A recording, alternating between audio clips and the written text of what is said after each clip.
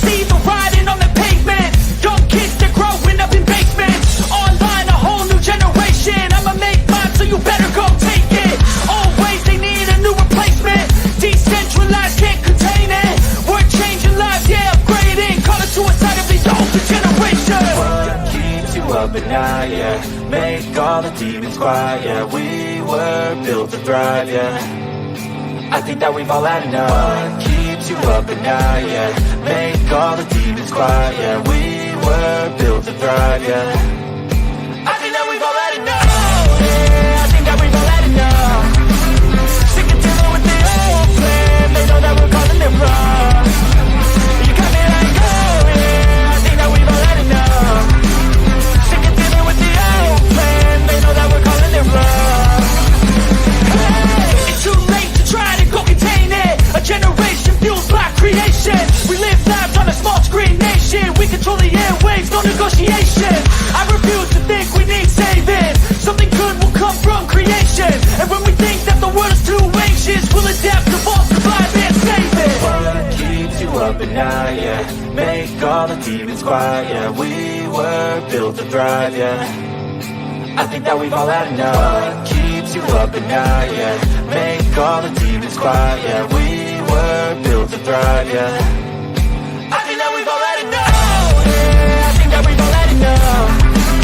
Sick and tired with the old plan. They know that we're calling it wrong. You got me like, oh yeah, I think that we've all had enough. Sick and tired with the old plan. They know that we're calling it wrong. Hey, oh yeah, I think that we've all had enough. Sick and tired with the old plan. They know that we're calling it wrong. You got me like, oh yeah, I think that we've all had enough. Sick and tired with the old plan. They know that we're calling it wrong.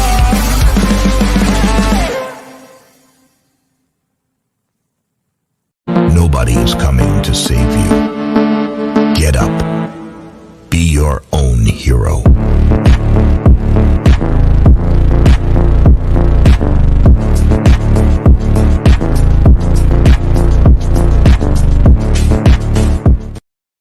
Oh, look at me. I'm retarded. I'm a globe. Good evening, ladies and gentlemen. Welcome to Sovereign Soul Unchained Mind. What a great evening it is so far, isn't it?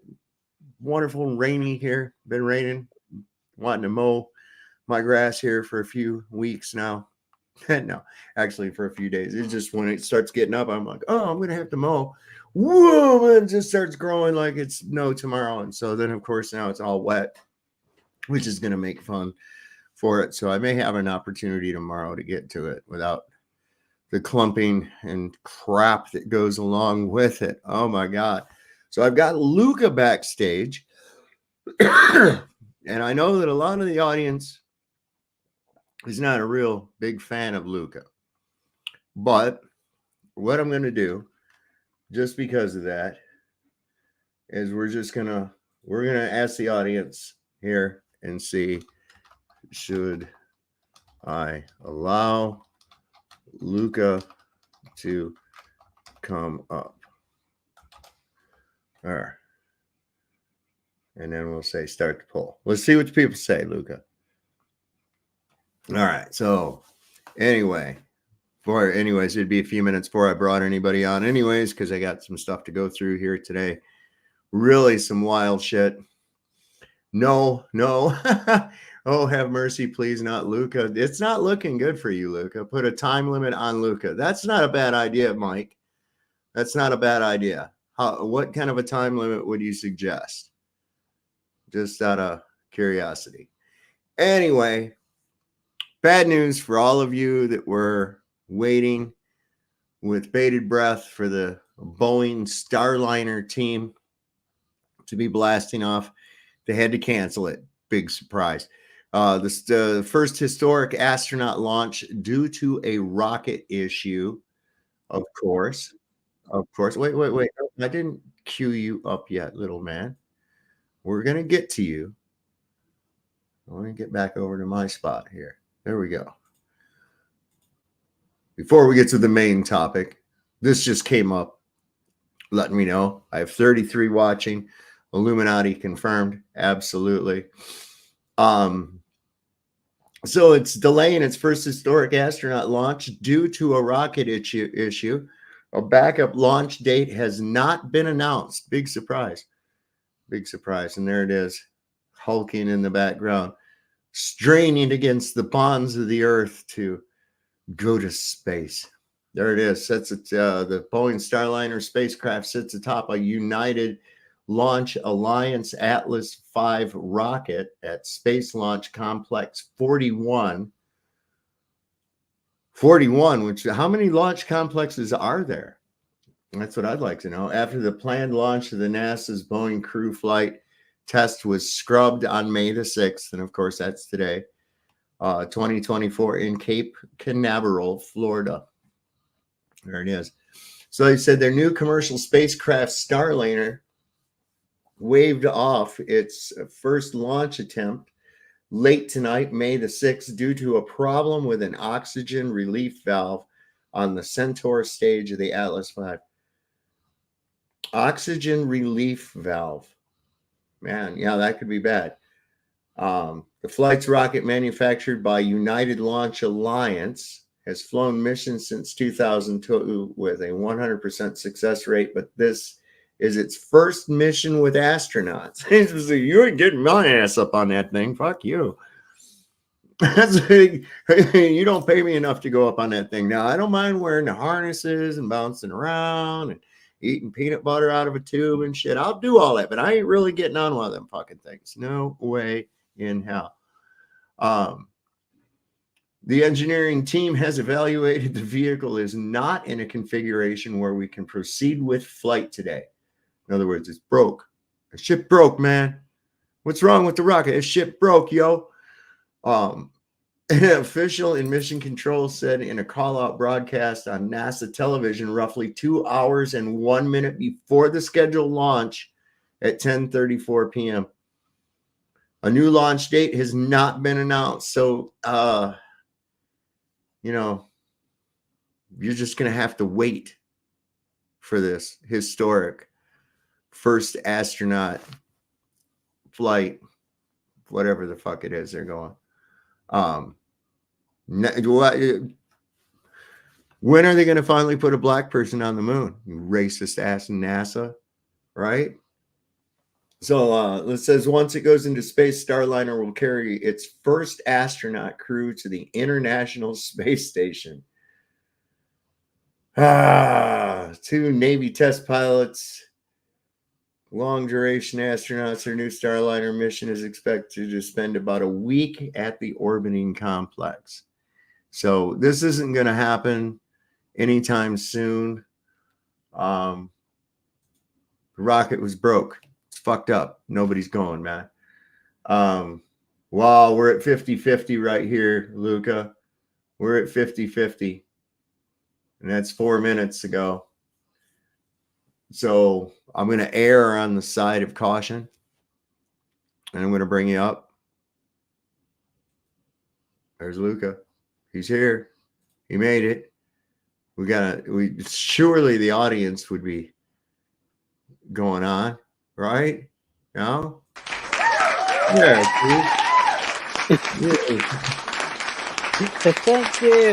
Thank you. There you go. Calm down. I'm here. Calm the fuck down. like walking on the stage and everyone's clapping. Hey, I'm here. Yeah. There you go. So I got this article here. Oh, there was one more thing I wanted to go over about the eclipse that I thought was rather interesting. Somebody filmed this with an infrared. I actually would actually. Well, yeah, I would. I agree with you that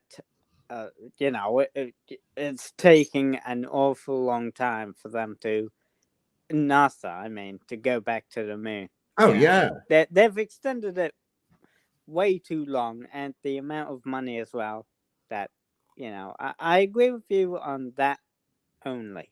Well, I'm wondering why they keep kicking the can down the road, man. Yeah, I agree. I agree. I mean, you got to understand, I'm a lot older than you, right? I watched the Apollo missions.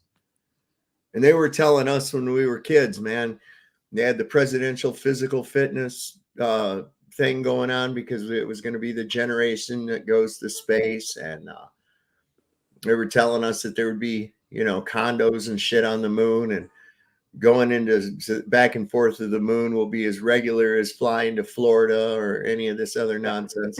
That was a dream. Yeah, that's what they said was going to be going on by now, long before now.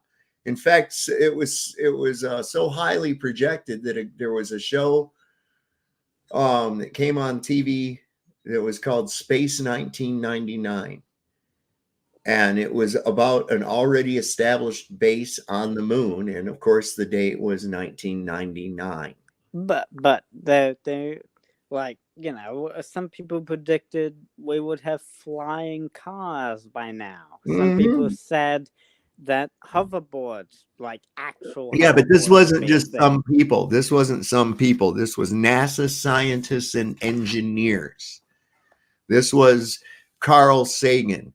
This was all of these talking heads of the day that were saying it. Okay. It wasn't just a few people saying, yeah, we'll probably have flying cars in the future or something. No, it wasn't like that. They actually had, drawings made up, mock-ups, models, all kinds of shit, man. And really pushing it out there into the psyche with their programs, with their television programs and whatnot. And that's how they usually do it. And that's basically the only place anybody's going to ever fucking go to space is on TV or in a movie, because it's in your imagination. What is interesting about this right here is where he's got this little arrow taped, and you can also see it on this other side. If you follow the whole arc of the sun around, you can see it right there. And as the moon supposedly passes by, you can still see this ring right here. Take a look.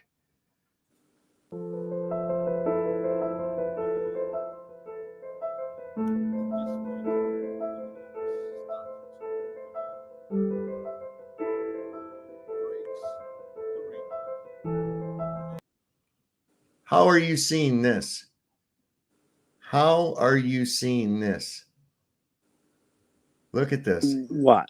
This is the whole fucking circle still of the sun. This thing is passing through. It's already gone past the edge of the sun, but I can still see the edge of the sun.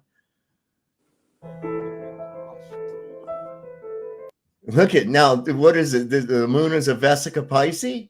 How am I seeing this right here? This right here is supposed to be the other side of the moon. Right here, the right edge of the circumference. This right here is not the left. In an eclipse, the moon goes in front of the sun.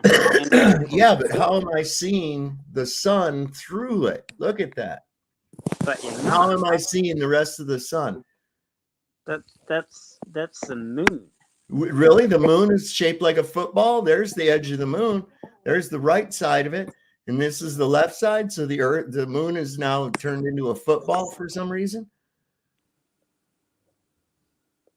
Come on. That's even worse right there. I'm still seeing the edge of the sun. Look. And this is supposed to be the moon covering it. Now, this is with, of course, infrared.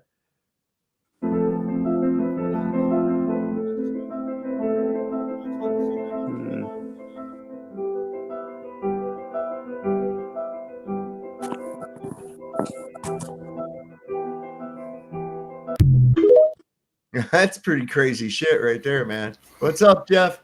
Hey, how's it going? Hi, Jeff. All right.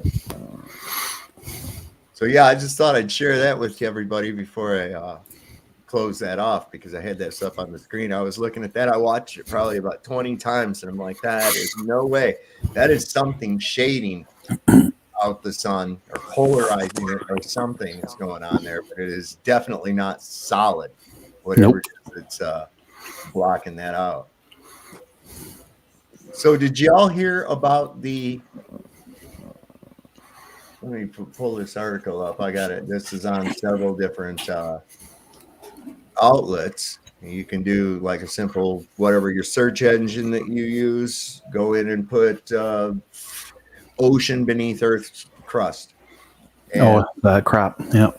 yeah, this is what this is some crazy stuff because I'm trying to reconcile some of these numbers that they're using.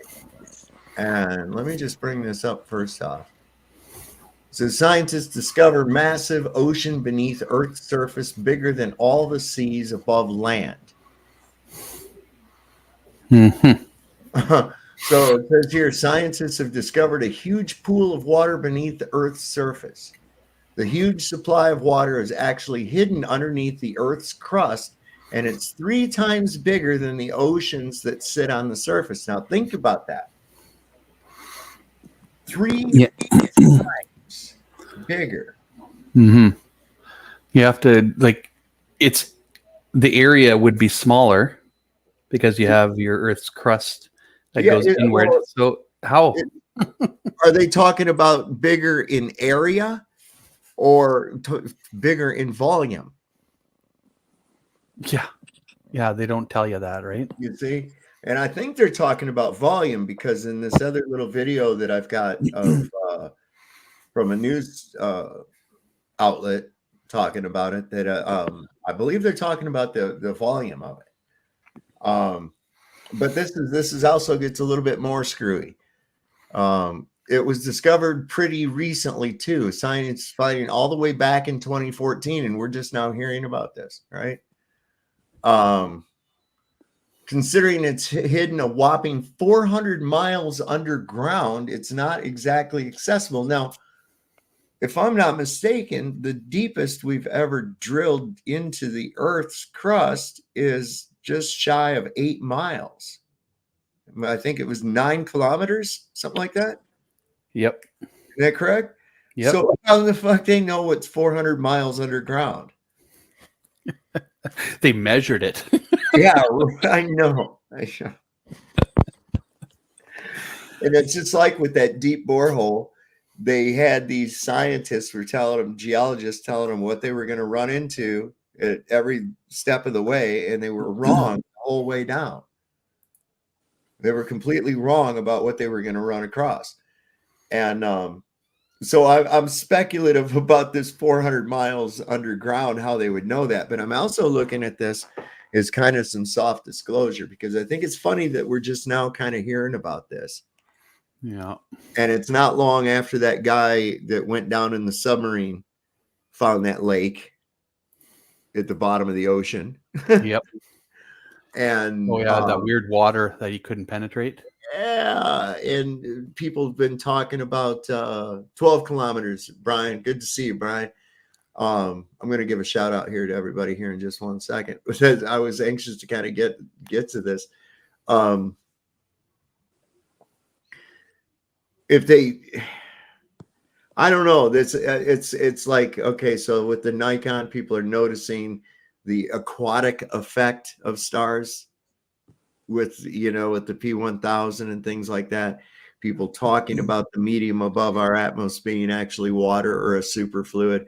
And now this coming out about talking about this water under the Earth's crust. And it's like, dude, it's water's above and the water's below, man. Just like what they talk about in the Bible. I mean, I'm not saying because of the Bible. I'm just saying the more shit that I find out, the more closer to the Bible it comes.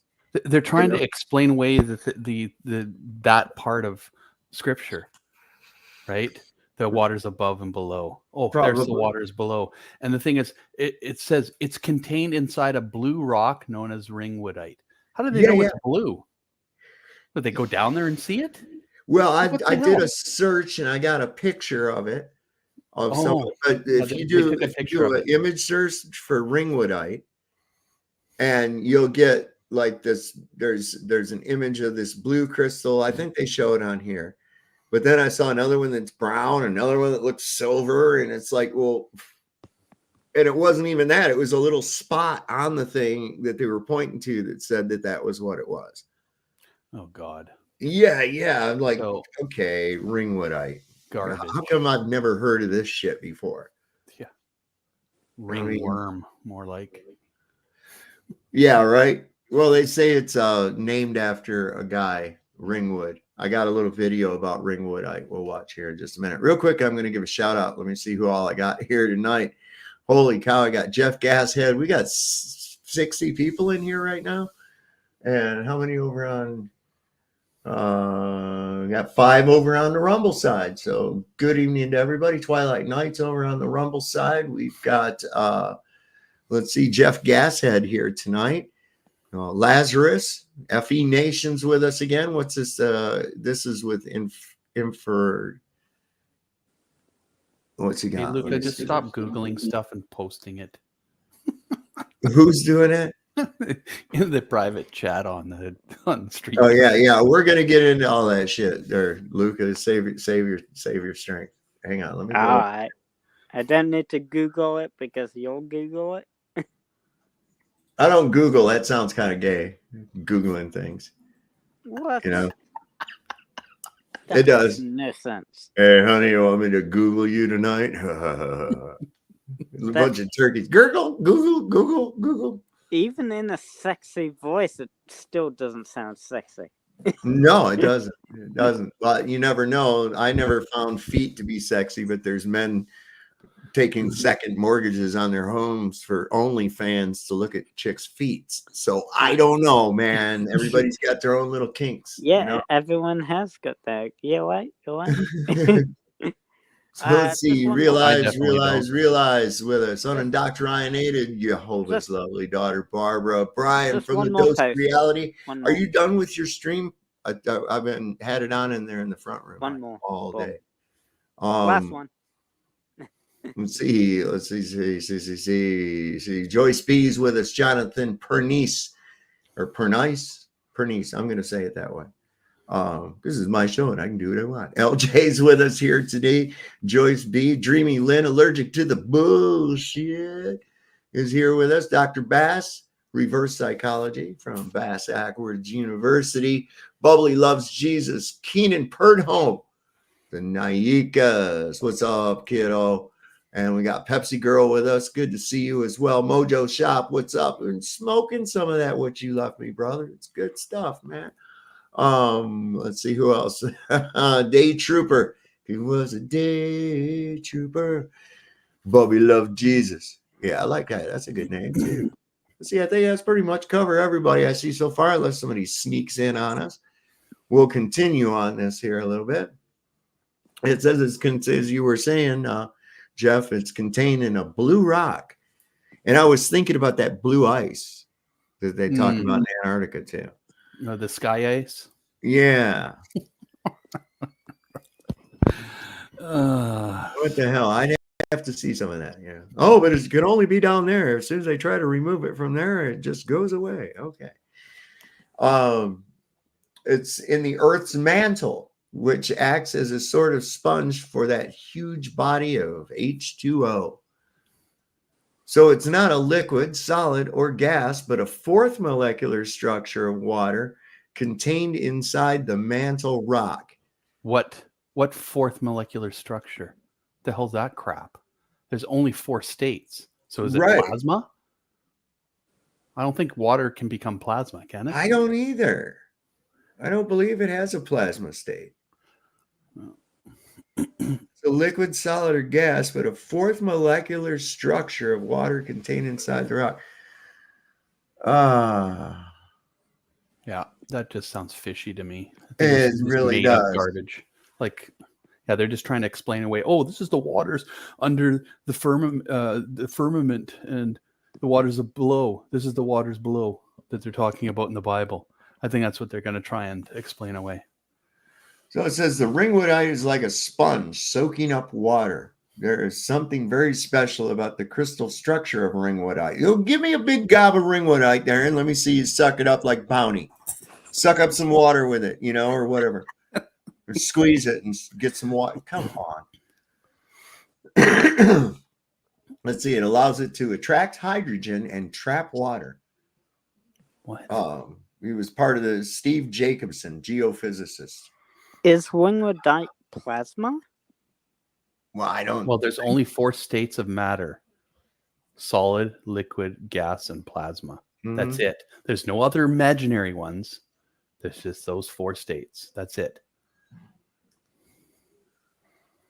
Let's see. It says the mineral can contain a lot of water under conditions of the deep mantle. Now, how the fuck do they know this? Exactly. They just went down there and looked. It's just there it is. It's 400 kilometers or 400 miles below the Earth's surface, but we know everything about it. Mm-hmm. Do you have a Yeah. sample of it? Well, no. I don't know. I got a video about the ringwoodite. We're gonna look into this. It can contain a lot of water and like lots of gravity, like what Craig was trying to show the other night. So if we add lots of gravity, how much is lots of gravity, Craig? You know? Oh my God. The watery rock was discovered by scientists from Northwestern University in Illinois using seismometers to measure the waves being generated by earthquakes across the U.S. What?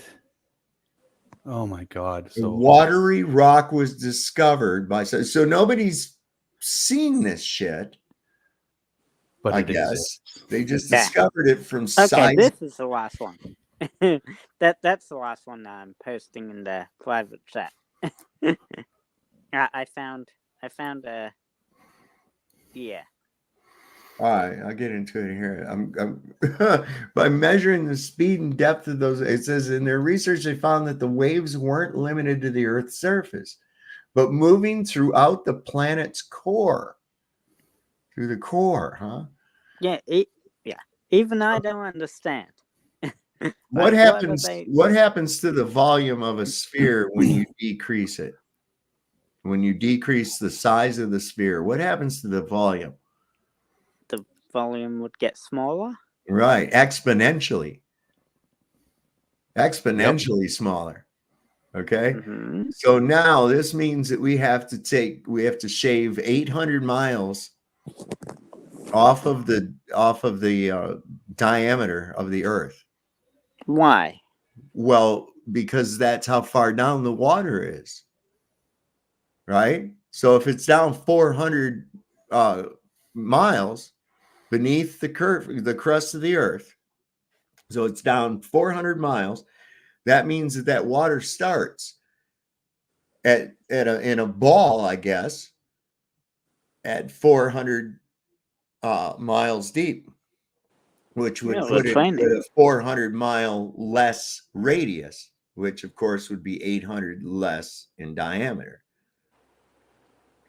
Right? So now that volume, if it's bigger than all the oceans on the surface put together, think about how thick that would have to actually be.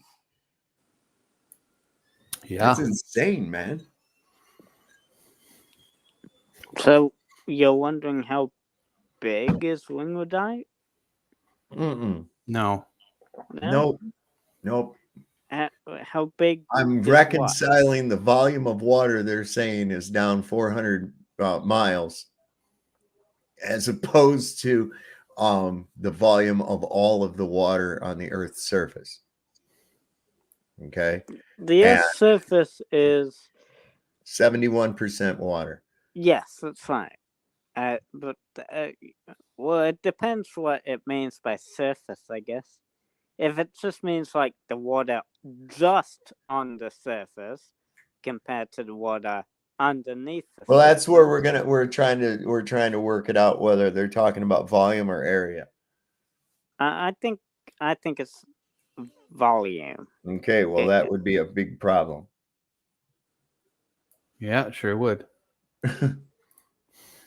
See, the substance can contain up to 1.5% water, and if the ringwoodite under the surface has just 1% water in its molecular buildup, it would mean that it holds 3 times more water than all of the oceans on the Earth's surface.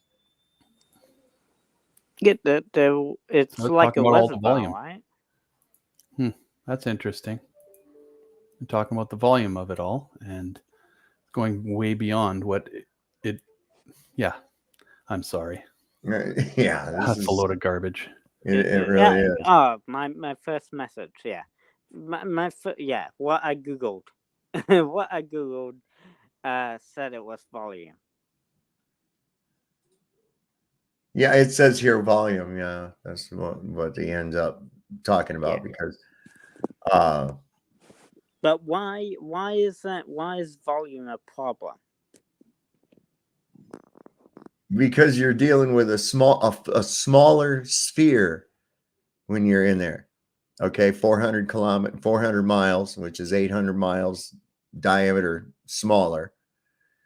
Okay, Well, as we get closer to the Earth's surface, it would. we're not close become to the Earth's smaller. surface. We're 400 miles beneath it. Okay, so now that's where the water starts. Okay, so now we're dealing with that's just the surface. Okay, now you'd have to figure in that volume, which is going to take up a lot more space of the smaller sphere than it would if it were on the surface. You understand? Okay, you realize that do you realize that the radius of the mantle is smaller than the radius of the Earth entirety? It would be, wouldn't it? Yeah. Yeah. So now we're 400 kilometers in, so 800 kilometers diameter. So you got to shrink the size of the sphere by 800 kilometer diameter. Okay. Are you following me? You cut out for a few words. What did you say? Okay, so you have to shrink the size of that globe by 800 kilometers in diameter. Because that's where they started finding it at that depth. 400 kilometers. No, 400 kilometers. 400 that's just that would be the 400 kilometer radius, which makes it 800 kilometers diameter. You understand? Why are you doubling it? Because it's diameter. Because you're Diameter making is this a twice sphere. the Oh, radius. right, yeah. Oh, Right? I see. Yeah. Basic Now, circle. okay. Yeah, I see. Okay. All right. So now you have that much smaller of a sphere by 800 kilometers in diameter, and you're going to have more volume than that size. Like a kind of hemisphere cut in half. What? Oh no, I was just thinking. It'd be the whole entire thing, man.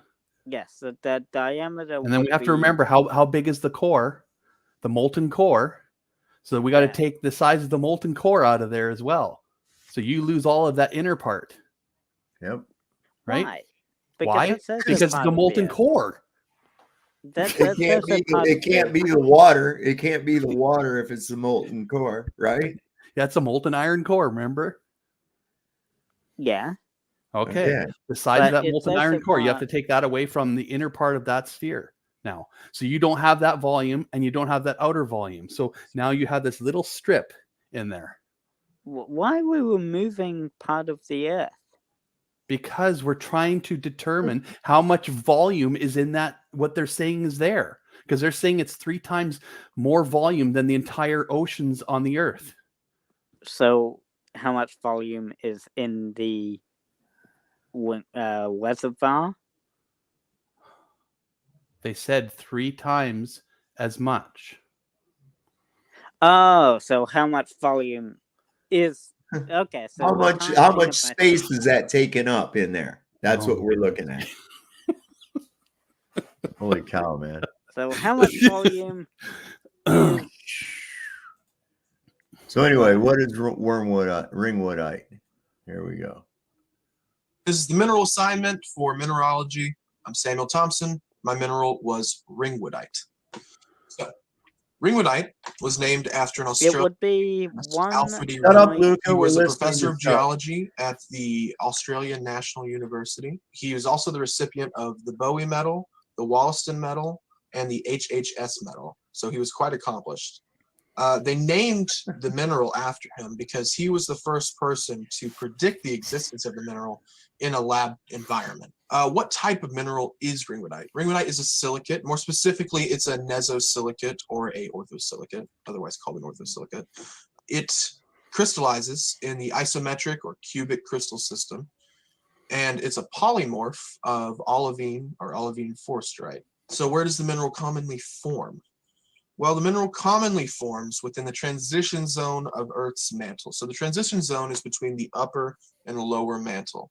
It's Then about how did they get it? 440 kilometers to 660 kilometers in depth. And ringwoodite is actually thought to be the most abundant mineral within the lower transition zone. It can also Can you be stop found for a sec, within Tom? chondritic meteor. Okay. He just said something there that it says it forms in the mantle. Okay, so if it forms in the mantle, how did it end up on the surface? I think it's because of the something they were. I was reading some shit on it that it was because of the heat and the pressure causes it to extract. Taking a dump? Yeah, yeah, pretty much. I mean, I'm like reading between the lines of this shit that he's given, and he's given, of course, an Squeezes it. academic response that he found, you know, or what he's been told. And I'm looking at this. It could be the most abundant thing. You mean the dense water below could be an abundant thing like it is above? Oh, wow. Yeah, I guess so. Huh. Yeah. Meteorites as small veins of the ringwoodite, and that's thought to be a product of shock metamorphism. Finally, you can find it in laboratories because it has actually been synthetically produced in laboratories, and the majority of samples that scientists work with and that we see pictures of, which I will show you right now. This sample, for instance, was made in a laboratory. So what's the importance of the mineral? Well, it actually contains a surprising amount of water. In samples found on Earth, they've seen 1%, but in samples made in labs, they've gotten all the way up to 2.6% weight by water. So why is that important? Well, it plays a role in Earth's deep water cycle. Oh, God. So this is a simplified view of the deep water cycle. So basically, water comes down with plate subduction into the transition zone of the mantle. And as the high pressure and high temperatures of the mantle. I think this is why the tides do what they do, man. I think it pumps. Yeah, but see, okay, the thing that he's saying there, okay, the transition zone, how deep does that go? I had no idea. Right. I think, what did he say? That was between 160 kilometers and 200 kilometers or something. Okay, like and that? how deep have we drilled down into the 8 miles. Okay, so how do they know that this little transition zone between this plate subsection exists? Right. They would, if they found something like that, would you think that they would not have tried to traverse through it? Right, exactly. Or send some sort of probe through it? Listen, this is again a lot of pseudoscience, but I'm thinking I think it's like kind of softening the blows, you know, of what's coming. I think that they're kind of softening the blows of what's going to end up coming. Because this flat Earth is it's fucking taking over, man. It is taking over. Because everything is starting to make sense in that side of things, whereas the other side is like they have to make up stuff that doesn't exist to make their model work. And people are seeing it. People are seeing it. I mean, it was like, how many times did we have? But no scientists have seen it. Pardon me? But no scientists have seen it. I'm a scientist. I've seen it. You're a scientist. Sure I am. Really? I don't know why, but I'm having. What do you consider a trouble scientist? believing you. What's a scientist? What is a scientist? People that study science. Okay. Well, Okay. Well, I study science. maybe at least have a PhD. Oh, they Why have would to you- have a PhD to be a scientist. Really? Since when? Uh, Oh, okay. Was well- Einstein a scientist? Yeah. Well, he didn't have a No. PhD. He wasn't a He- scientist he either. did art. He wasn't a scientist. He was a mathematician. He did arts. He majored in arts. Oh, so that makes him a scientist because he studied art. Studied Well, how to back- draw really good. No, back in the day, that arts would having a degree in arts would be Making Uh, paper can- mache. no, no. I'm trying to find it. Spooning with somebody while you're making a pottery. you know? No.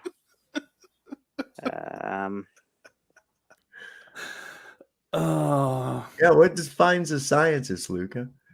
Okay. Are you let's Googling it see. now? You got your Oh, here Google it is. answer? No. I'm finding. Okay. Don't you have your own answers? let's see. Don't you have your own brain? Is there nothing in your brain? Well, Do you I'm not store googling it information? because You don't know the answer. The subjects back then were different from what they are now. What? What does that have to do So- with being a scientist? So, Isaac Newton, right? Oh, did he have a PhD? He graduated from Trinity College or Cambridge with a Bachelor of Arts. Oh, yeah, that's not a Degree. PhD. In 1665, his academic performance was initially undistinguished, but he was later recognized for his contributions and advancements in mathematics, physics, and astronomy. Oh, okay. So he had a degree in something that had nothing to do with what he was spouting out of his mouth, and then they just give him a degree for the heck of it. That works out really well in my book. Duh. Yeah, that makes total sense to me. I'm being very facetious if you couldn't detect that. The categorization of degrees into arts and sciences, as we understand them today, was not the same in Newton's time. His Bachelor of Arts would have encompassed a range of studies, including what we now consider scientific subjects. Oh my Following goodness. this, Okay, he obtained a Master of Luca, Arts. just stop. Yeah, really. They're trying to explain away why he only had that little basic degree, and it's not the same as it is now because we're stupider now. That's basically what it comes down to, right? Or were they smarter back then than they are now? Well, Or was it that's the other what- way around? Or we're smarter what now I've than they read. were back then? Huh? That they are smarter now. Or are they now? How? Yeah, well, How we've are they learned smarter? more. We've made advancements. But that such doesn't as- make you smarter. Such as Einstein. No. That doesn't make you smarter, dude. Do you think that if someone how about this for an example? You have a guy that can weld like you would not believe with like millimeter precision and just welds awesome. And then you have a brain surgeon. Who's smarter? Well, Do you think the brain surgeon can grab a welding rod and weld just as good as that guy? no, it No. depends on what they do. No. Yeah. So That's just because someone has a degree does Yeah. not make them smart. No. Do you understand that? I know a bunch of people that got degrees are dumber than dog shit. Let's Yep. talk about Nick Volt. Agreed. No, like a degree in their specific field. No. Like a degree in this okay. field. Having a Listen. degree in a specific field means that you are smart. No, in it that doesn't. field. It means you can just regurgitate what you've been shown. That's all it means. Doesn't no. mean you actually are smart. No, I'm sorry. Yes, it That's does. all it Let means. me ask you something, Luca. If you learned all the rules and the creatures and everything about Dungeons and Dragons, Mhm. okay, you know all the rules about Dungeons and Dragons, you know everything that goes to it. You're just Mhm. like a fucking expert on it. Does that make you smart? It would make you smart in like Dungeons and Dragons. Okay. So does it make Dungeons and Dragons real? No. Well, there you go. So what the fuck has a degree got to do with anything? What? No, Garbage like in, garbage if out. you were to You know what if you garbage were in, garbage out means? if you were to get a degree in like Dungeons and Dragons, like then you that would like make you like the smartest person or the go-to guy when it comes to Dungeons and Dragons. Right. So, but it doesn't make Dungeons and Dragons real. So a No. degree like in astrophysics But physics or is real. theoretical physics is just as useful Okay, as a astrophysics. degree in Dungeons and Dragons. No, Okay, physics is astrophysics. real. Theoretical physics is not real. Mm-mm. You know that, What do you right? mean theoretical physics? Theoretical physics is not real. Like, is that?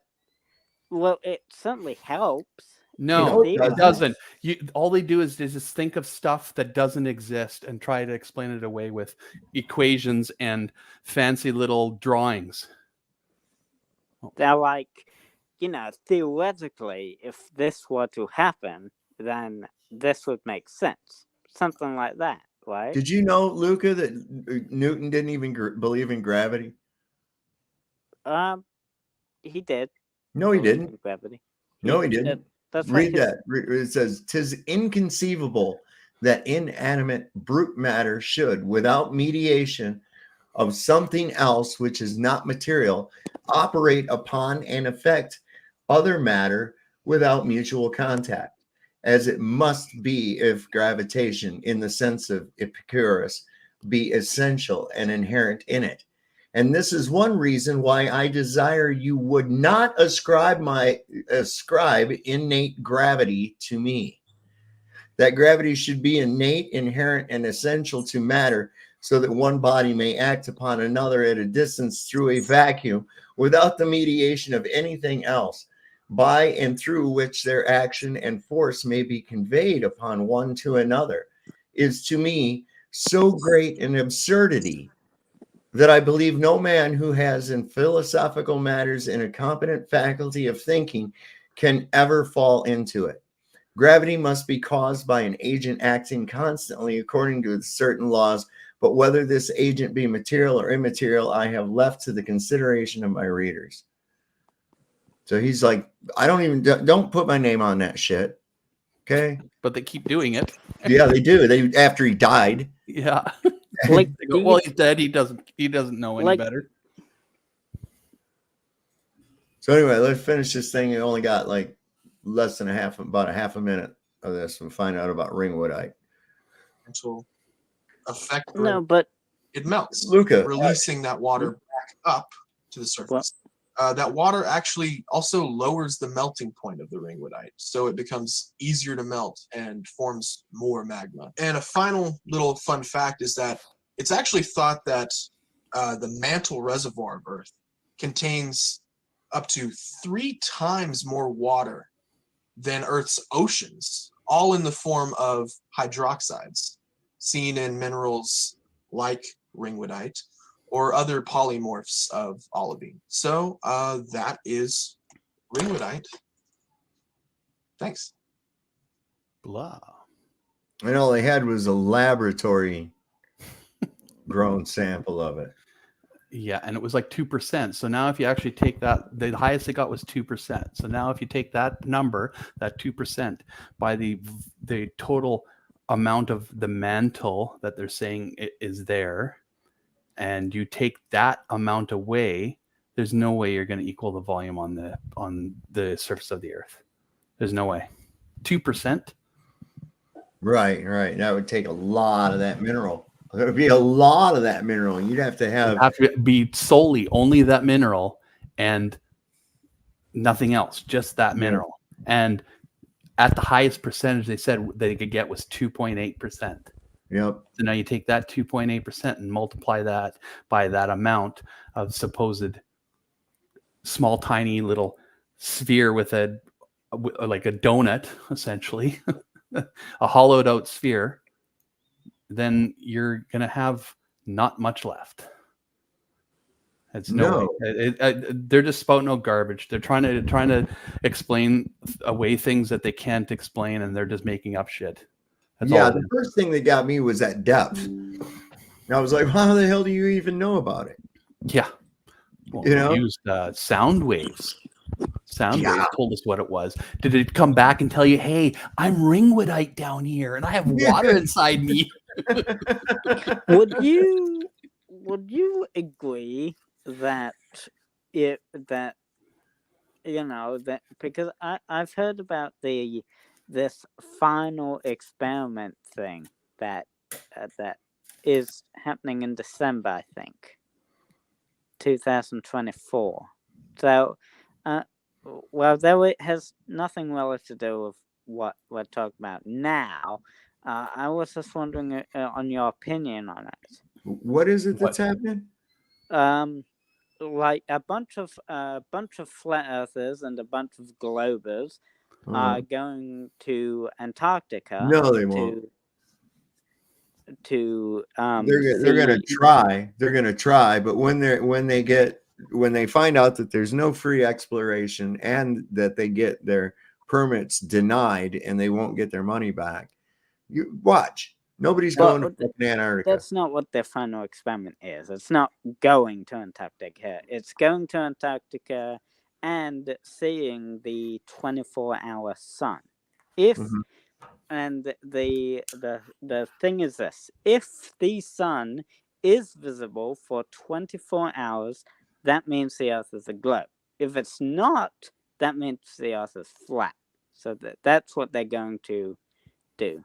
I think that the lack of convexity means that it's flat, regardless of what shit in the sky does.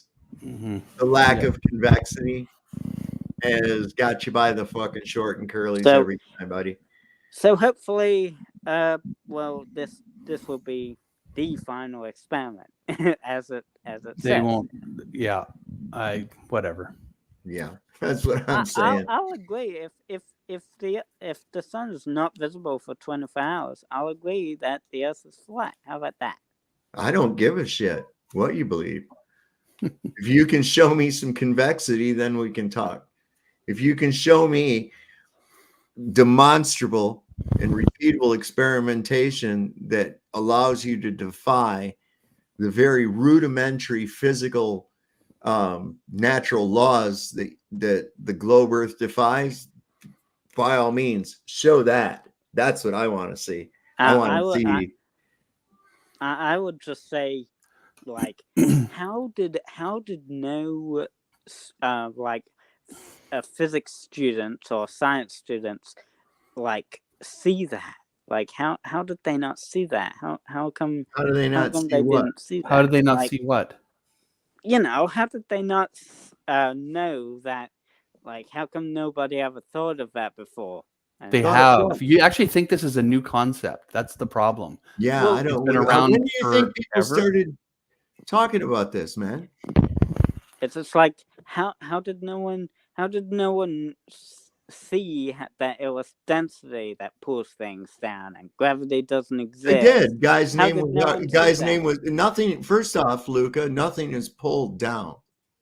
Yeah, nothing is pulled down. And there was this guy. There was this guy named Archimedes. You might want to look into him, and he was fully aware of how this principle worked. Fully aware. Roger, your mic is open there, Roger. Yeah. Hello, Roger. Roger, you listening to some jams there? Are you in Walmart? Down, walking out. Yeah. I don't know. We can't hear him talking. Oh wow. Oh. Did he pocket dial you? I don't know. You might have pocket dial. You can probably mute him. I'm going to. Yeah, I can't. Wait, he won't let me. I can't. What? Oh no. Yeah, it allows me to do everybody else. Oh, there he just left. Okay. Okay. Well, that was interesting. Thank you, Roger, for that inspiring commentary. Anyway, this is a news thing on it from WION.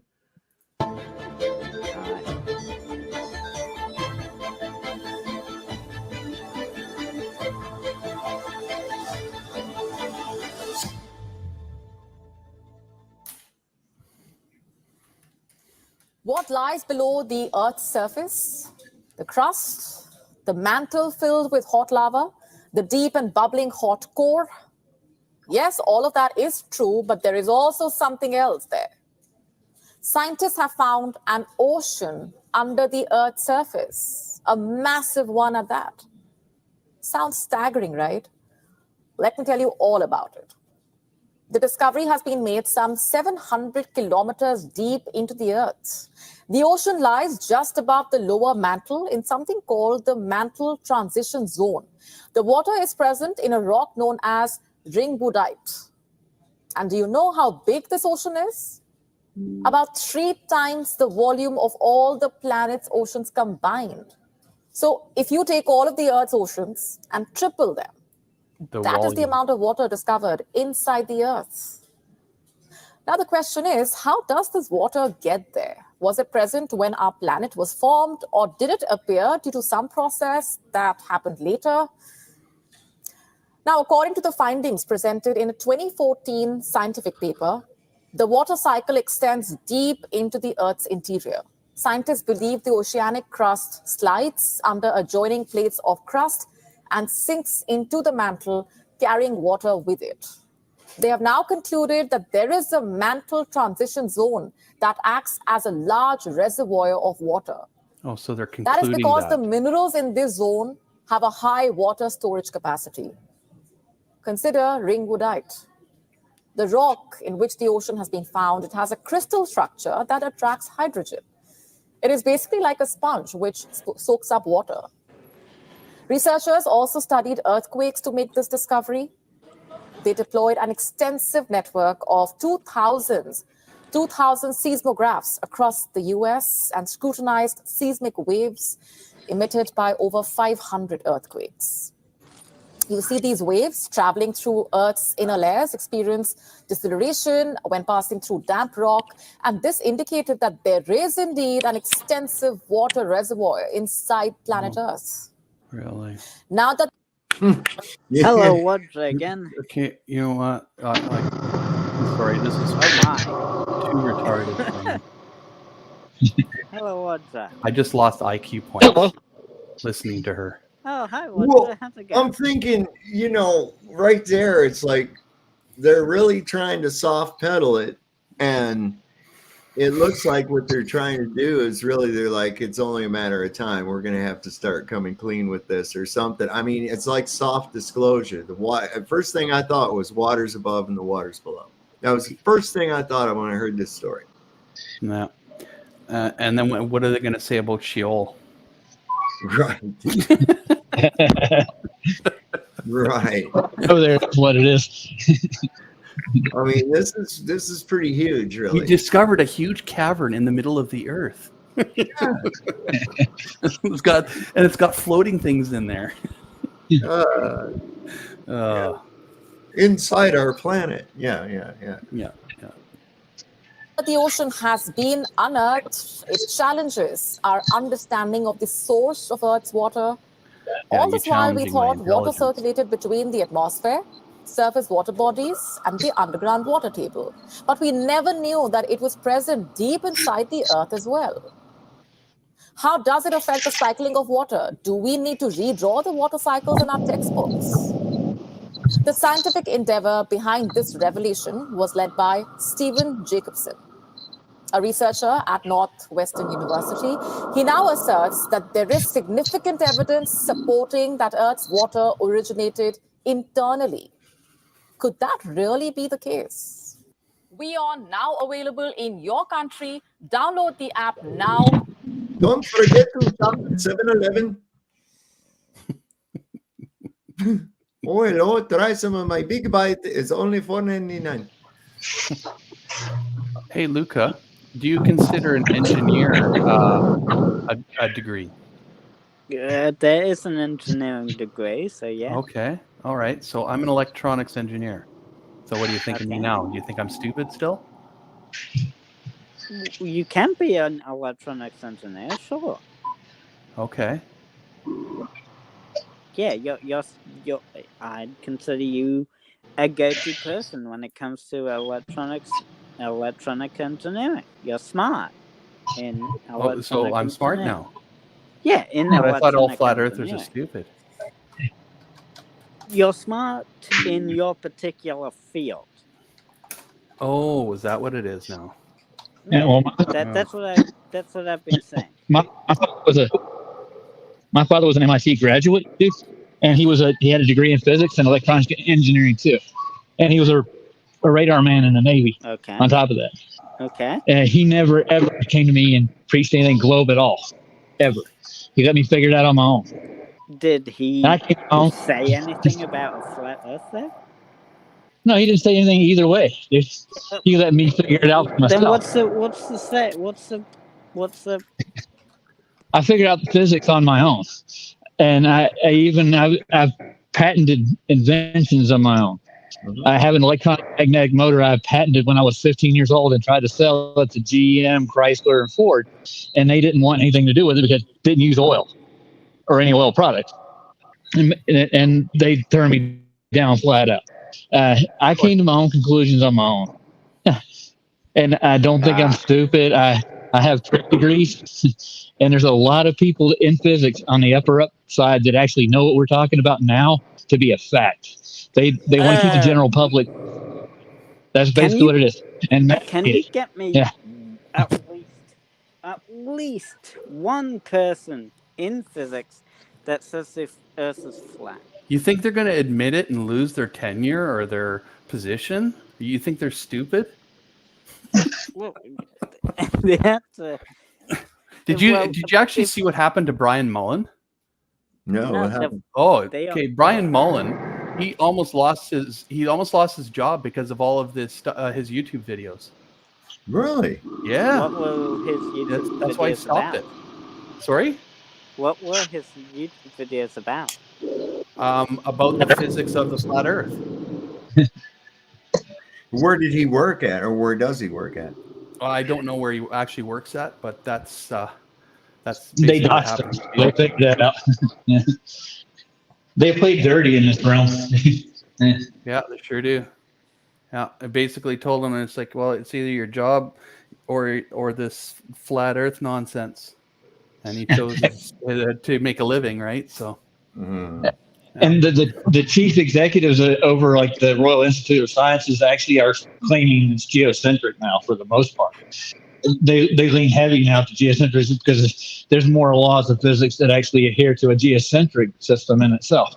They're not going to go, we're flat earthers now. They'll be labeled like the rest of us dummies. So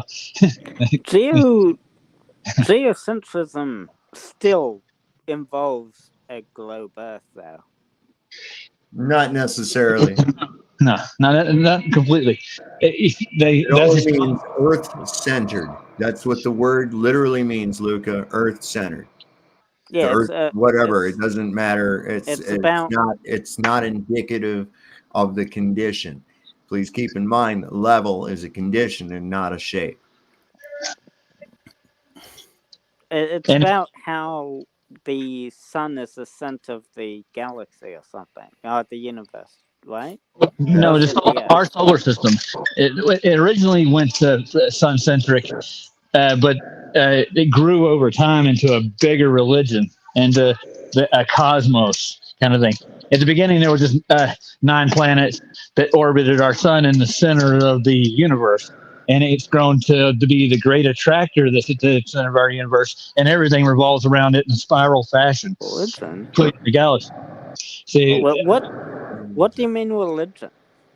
Well, it's heliocentrism is a religion. Yes. No. All the sciences and philosophies came out of religion. It's all based on what we started with exploration. They just want to create a fantasy world in the sky. They worship it. They worship all the 9 planets. They're their gods. That's why they named them after God, like Jupiter, Neptune, Uranus, Saturn. These are all ancient gods. They're not actual planets. They named the lights in the sky, and they built temples to them in the old world. Saturn is Kronos. He's the god of time. He was supposedly the eviler of the gods. He actually devoured his own young to stay forever.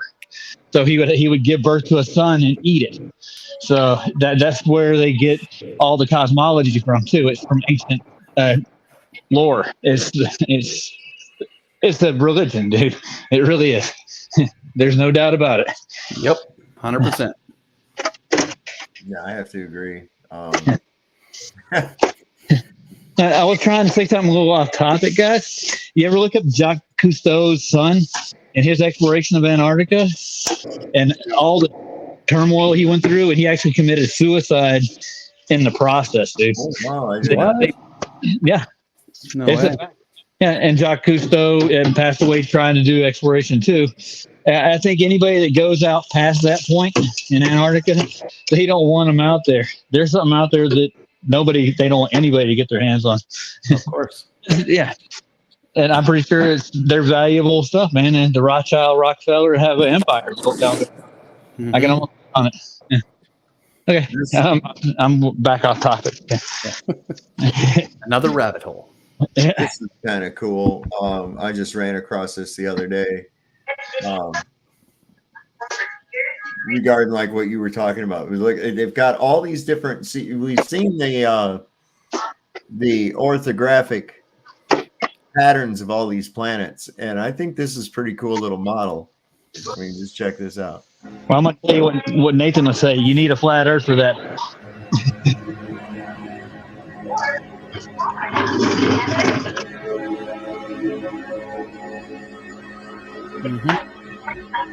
Explains it all. Look at this perfect, what are they called? Spirographs? Yeah, it reminds me of the Vedic model, man. And the Hindu model is built like that. And, I've seen a lot of models built like this. That's pretty cool, man. I thought that was interesting. Yeah. But they're just models. We can't actually go like look at this stuff. Right. Yeah, exactly. See if I can do that, and then I Just like they can't go down 400 or 700 kilometers or whatever it is. Yeah. And get to that ocean. Yeah. With the Come location. on. Well, Listen, I know of more than a couple of incidents out in California, people drilling for wells, and they got down to a point where it was really, really deep, and they caught some water, and the state made them shut it down, said they'd hit primary water, and they couldn't use it. I don't understand that at all. Hey, I'm gonna pop off now. All right, Okay. take care, Luke. Thanks, Luca. Take care, Woodra, and Yeah, love us all. Keep it flat, sir. Yeah. You'll come out soon enough, right? You'll come out. It's just a matter of time. Probably not. I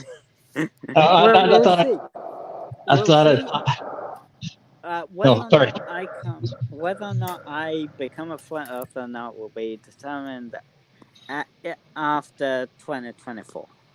Sure enough. Well, Well, 2024 More never comes. specifically, after Yeah. the final experiment. That will determine whether or not I become a flat earther or not. After the final experiment's been conducted, that's when everything. We understand that, Lucas. But there's always been another explanation, like a second sun kind of thing. That always the old people bring out. They've done this before. I think the first time. They've been down there and looked at whatever it is. I've looked at the Antarctic sun, and it doesn't really. What I've looked at, it has a different color to it and a size when it's in that part. But it may be the temperature that causes that. I'm not sure. But it does look different. So they always throw that shadow of doubt in there. When you see, I've never been there personally. That's really going to be really cool that we actually have people that are going to go down there if they do. Yeah.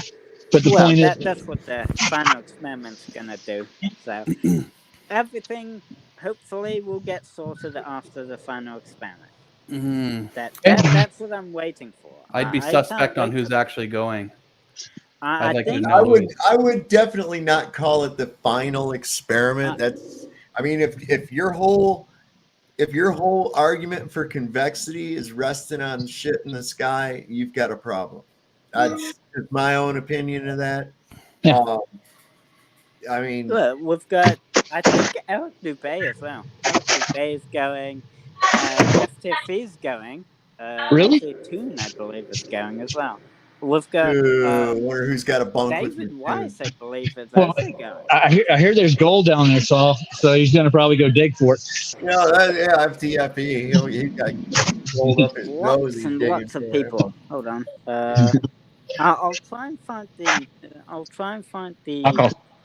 I got to go, guys. I'll see you later. All right, bud. Let's see.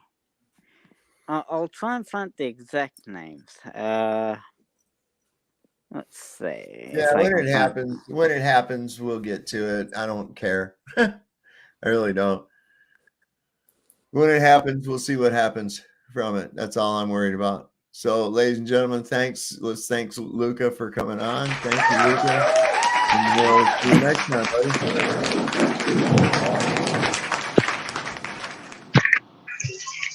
Is there any coach available to open up the compactor? Is there what? Talking to someone else. Yeah, let me see if there's some. So if you haven't had a chance to go watch. That doesn't know. Just throw it down here. Terry, You have to mute him there, Sob. yeah, I think he's talking to somebody at work or something. Yeah. So yeah, we got if you haven't gone over to Flat Out Truth. Terry Iger. Yeah, I've been subscribed to him for a long time. Yeah, he's got one. It's Flat Out Truth Resurrection because they keep fucking with his channels. Well, last one, I asked him about it. It was a copyright strike for something he had permission for to use. Ain't that some shit? Yeah. Ain't that some shit? Yeah. Anyway, he's got a great video out, Fountains of the Great Deep. He talks about this right here. And he gets into, I'm going to take it up to where he starts talking about these craters. Mm-hmm. Because listen, this has got some good stuff in it about the ringwoodite. Let me kind of go over to this part of it. There we go. Let me see. I'll just start it there. I'll share the screen. Luke is still there behind this. I thought he had to go. I took him off screen, but we'll bring him back up. What the hell? All right. That much leakage would have had to have taken place in the entire history of the Earth. I'm Matt Sampson, the Weather Channel. Hello, eager learners. Welcome to SourceFed. I'm Joe Beretta. According to the National Oceanic and Atmospheric Administration and numbers, oceans cover 71% of the Earth's surface and are made up of 97% of the planet's water. Whoa, that's a lot of water. Now, imagine some guy saunters up to you and says, "Hey guy, did you know that there's an underground ocean here on Earth 3 times as big as all the other oceans combined?" You'd probably say something like, "Get away from me, crazy guy. I'm trying to enjoy my Arby's in peace." And guess what? That guy's not crazy. He's a legit geophysicist slinging knowledge. You've got horse and sauce on your face. That's right. A group of scientists believe they've discovered a massive reservoir of water 440 miles deep down below the surface of the Earth that might just provide a little more insight as to where all of Earth's originated. Contrary to what you're probably thinking right now, they didn't drill down and Aaron Eckert their way to this discovery. That's a core reference. And there isn't an actual ocean down there, at least not oceans as we know them. Atlantic, Pacific, Arctic, Indian, Southern. I hate that kid. Utilizing 2,000 seismometers, geophysicists measured waves generated by earthquakes, and the readings pointed to the existence of a bunch of saturated rock in Earth's transition zone right under the United States. This saturated rock is known as ringwoodite, which is this kick-ass sponge-like mineral that attracts hydrogen and ensnares it, holding water hostage in its molecular structure. Geophysicist Steve Jacobson said, "The ringwoodite is like a sponge soaking up water. There is something very special about the crystal structure of ringwoodite that allows it to attract hydrogen and trap water. This mineral can contain a lot of water under conditions of the deep mantle. If just 1% of the weight of mantle rock located in the transition zone is H2O, that would be equivalent to nearly 3 times the amount of water in our oceans." Totes interesting, right? Even more totes interesting is that if the water truly does exist, it might suggest that Earth's water came from within through some sort of massive Earth water cycle instead of by icy comet way back when the Earth was an impressionable youth.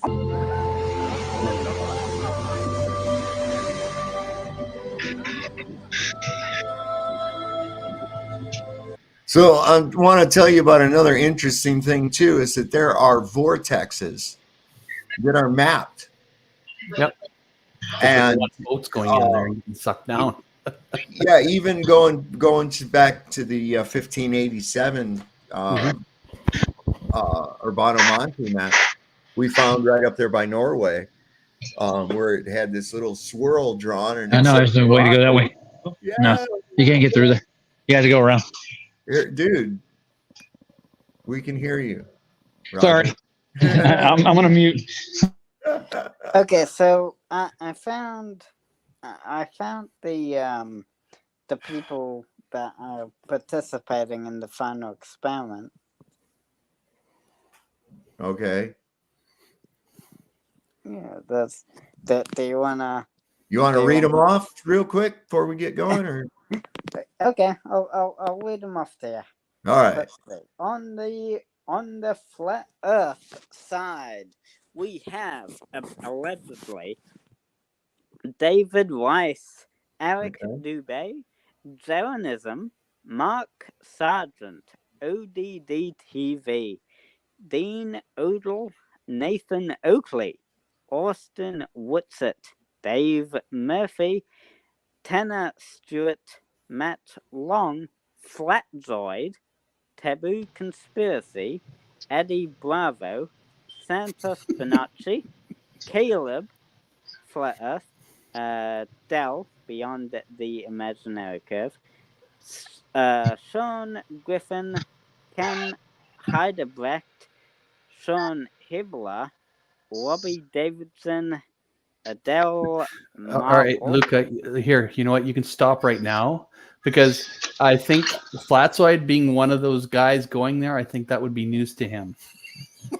He did say something about it. He was like, yeah, that'd be nice and everything, but I can't really see how he's going to be able to get away from his job, be able to take this trip and all that. I mean, I'm really having a hard time conceiving being able to coordinate all of those people together. These aren't confirmed yet.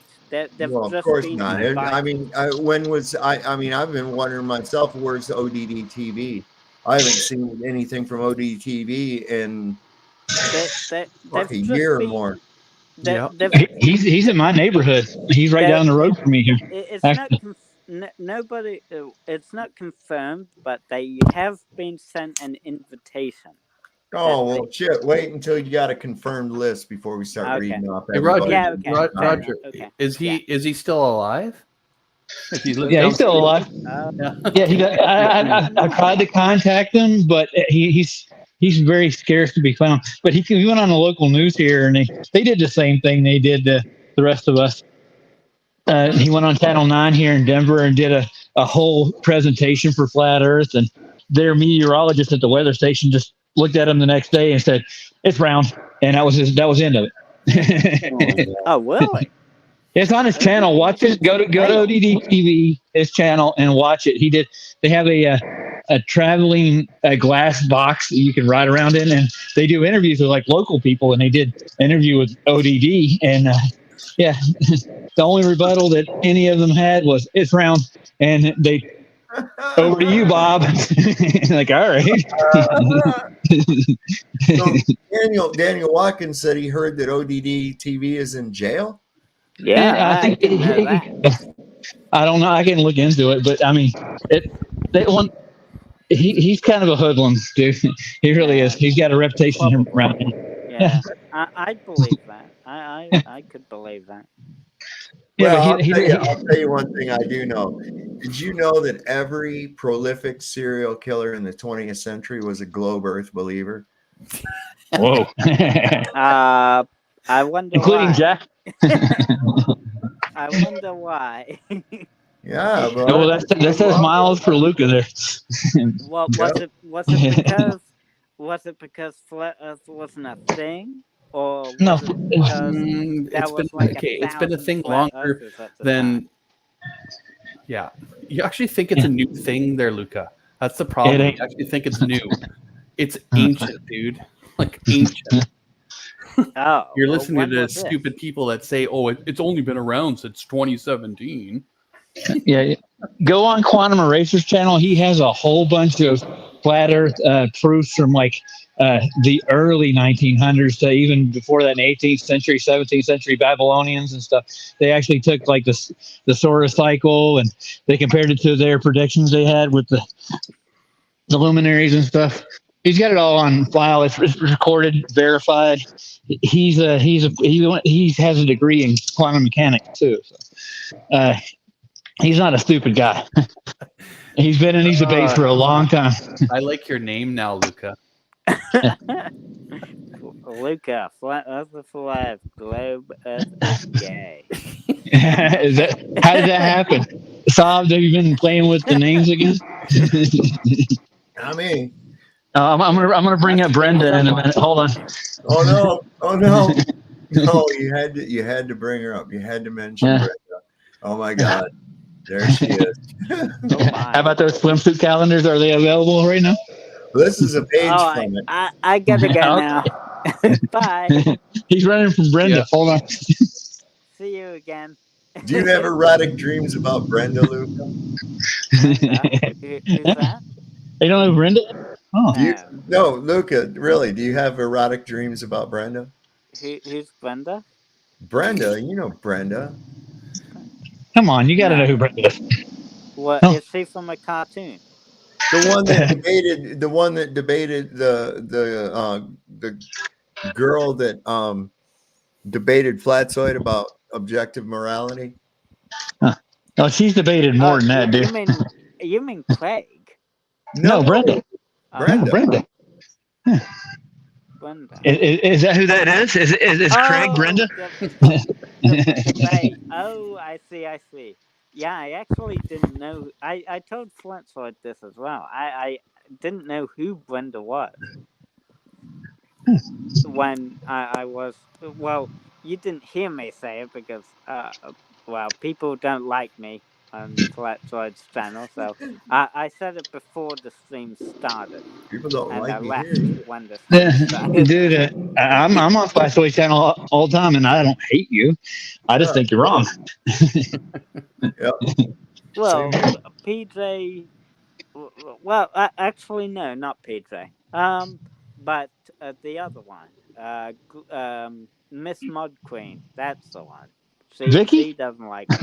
Vicky doesn't like you. She thinks you're a troll there. Yeah. She says I'm a troll. That's all. Well, I think what it is you're probably in the chat arguing and debating about what they're off topic, and it's annoying, dude. Well, and it's like what you've done here too. We were talking about these oceans and shit under the earth and everything, and now you've derailed it off into some shit about everybody in the world going to fucking Antarctica and shit. You know, that's true. That's true. I did say. So you are a troll then? No, I did say beforehand that this was unrelated. So. We'll give you that. But the idea is that like a lot of the people that are in those rooms are like first timers, and they're trying to get content off of like Flatzoid or QE, and they want to see what they have to say about it. And like people like them actually present citations and actual experiments to prove their points. And like Sav here, he actually brought in gas laws that actually pertain to the physical world. And then you got people like you, like over there, what about this, what about that, trying to distract people from it. It's annoying. I'm sorry. Yeah. Sorry to interrupt here. I have done that. Sorry, just 1 second. I just got to take off here. Thanks for having me on, Sav. Right on, God bro. bless, and take care, eh? Have a good night, Bye, man. Jeff. Good night. Yep. See ya. You're still here, Luca. Yeah. Well, okay. Yeah, I'm going. I'm going. Not trying to run away. You can stay if you want to. Nah. No, come on. Well, technically I could stay, but I want to play a game that I've been wanting to play for a while. Well, I don't have time to do that. It's just got an update. It's Yandere Simulator. That's the game, man. You can watch the rest of this video and then go play if you want to. I'm pretty sure Bob's going to play the rest of this video. We'll figure out where this water is underneath the earth. Well, I'm sure it's... Well, okay, maybe I can give it a little listen. A little more. Maybe. Oh my God. Did he leave? Barbara, what is that horrible picture you sent me?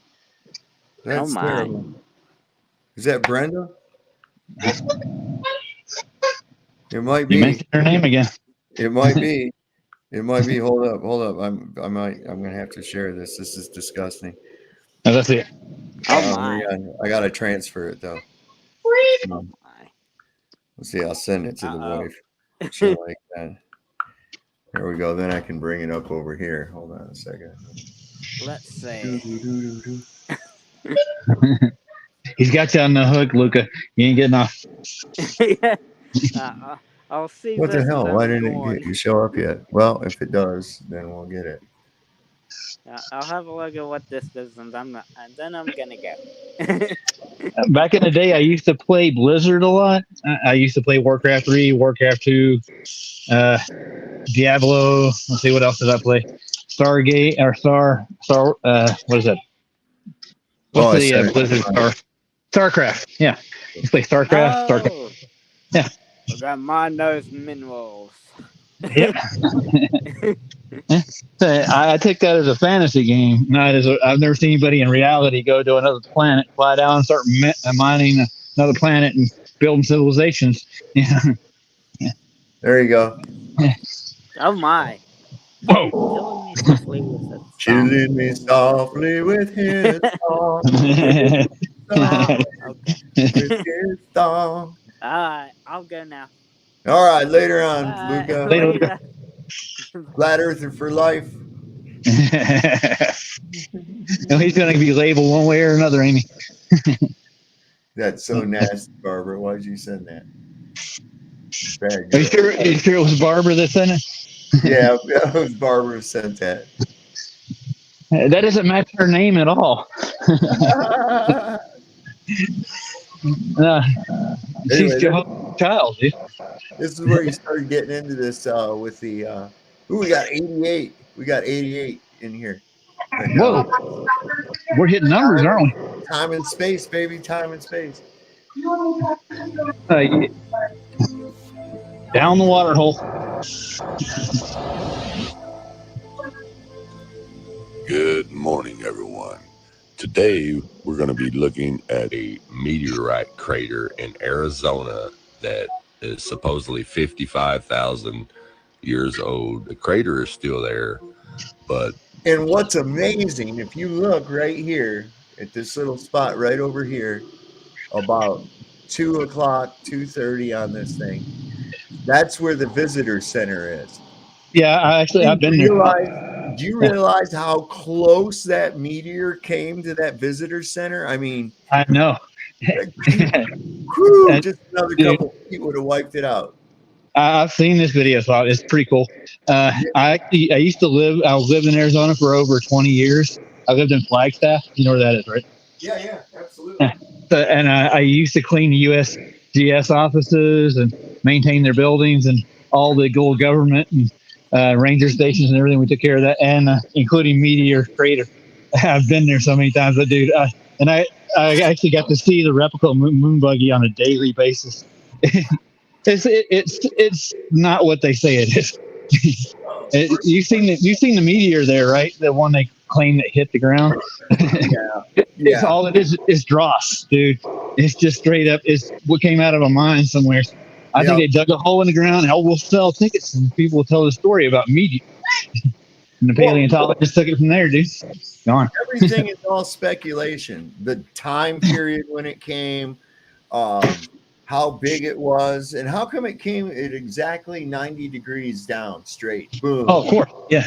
Just like all the little meteor showers and stuff we see, they all come straight down, and then they'll say, some of them go up too, and I've never seen any pictures of that. I'm waiting to see it. Come on, Barbara. What's the matter, doll? Don't you like Luca? Come on. You don't like Luca? Barbara. Some people don't like him. Yeah. He comes off a little rough, dude. Yeah. What did my poll end up coming to? Let's see. No, 56% didn't want him to come up. It ended up coming to, but that's still pretty close. I voted for him to come up. Just for the hell of it. Well, I halfway feel good for not having him come. I feel bad for not having him come up, but then it starts irritating the piss out of me, you know. Well, he said, I guess it's the generation and entitlement. I look at it like that. It's like he thinks it's all right for people to mooch off the government. Dude. I heard him say it. I can't. I don't feel that way. You need to pull your own weight. You know, that's the way I was taught. Jeff, there ain't no meteors anywhere at all. That's the whole thing. They ain't hitting a dome or anything else. That's the whole thing about rocks coming from space. That's dumb shit. Anyway, let me let this play. I got to grab this water out of it. So my dogs can drink water for your entertainment in the background. Sweet. The big meteorite that landed there is just totally gone. And I also went on to let you know that if you Google or whatever you want to do to look for asteroids, they're all computer generated images by an artist. So anyways, what kept eating at me was a scripture from Genesis 7:11. In the 600th year of Noah's life, in the second month, the 17th day of the month, the same day were all the fountains of the great deep broken up, and the windows of heaven were opened. Now pay attention closely. It says all the fountains of the great deep broken up. Great deep means the deep ocean. Broken up means to come upward. So anyways, as I went on the search, I realized that there were more supposedly meteorite craters all over the world in different continents, all around, roughly around the same size as you can see here in these pictures. I took a picture from each continent from every one of these supposedly meteorite craters. But out of all these craters, there's nothing left of the meteor that landed there. And I say that in quote, supposedly landed there. There's nothing left of the meteorite, but all the craters are still there. So I went to investigate a little more. And I'd remembered researching geysers many, many years ago. Now, here's a few images of what geysers look like. But the images I'm showing you are what the geysers look like when they're actually erupting. So, did you happen to ever see that movie with I think who was it in it? Russell Crowe. Noah. The Noah. Yeah. During that flood scene, this is what you saw. Was waters pushing up, coming up out of the ground, geysers coming up as well as rain and shit, you know. And it says he summoned the waters from below and the waters above and flooded out the earth. Yeah, I got a guy arguing with me about that the other day. He's like, what about the earthquakes and all that and the seismic? And I was like, well, I explained, like, you know, that was broken open a long time ago and they probably move around still. Even I can go with even earthquakes with that stuff. It's like, yeah, they wanted to make an argument out of it. That's the only thing they got. After the elevation angles and celestial navigation kind of put a cap in this crap. It's like, there's no curvature there, dude. You can go for thousands of miles, and they'll say, "Oh no, that's not how it's done." And you gotta have the Haberstein formula, and they're still pushing space, dude. That's all it really boils down to. Kennedy and his daddy made sure that space was going to be a thing with a lot of money. How much did they spend on the first Apollo missions? Oh God, that thing is a big money pit. The whole thing. It's going into black budget. Like, you know, all that money came from the black part of it anyways. Kennedy's dad was a moonshiner out of Canada to start with. That's how they made their fortune here in stateside. And he took his money and put two of his sons in the most powerful offices in the world. So I think the Kennedys made a lot of enemies on the way up that ladder. Like, oh yeah. So why not rub it in their face? Do a moonshot or two. Here we go. They were also considered by the other families of elite as nouveau rich. Oh, nouveau. Yeah. What does that mean? And they did, yeah, nouveau riche, which is, you know, they're from new money, whereas they're not old established families like Rothschild. Yeah, Morgan, Vanderbilt. Vanderbilt, and the rest of those. Yeah. equally as corrupt, just been at it longer is all. Yeah, well, they're not going to lose their money or their fortunes, and I think our military protects them like that. That's why they do all these wars and stuff.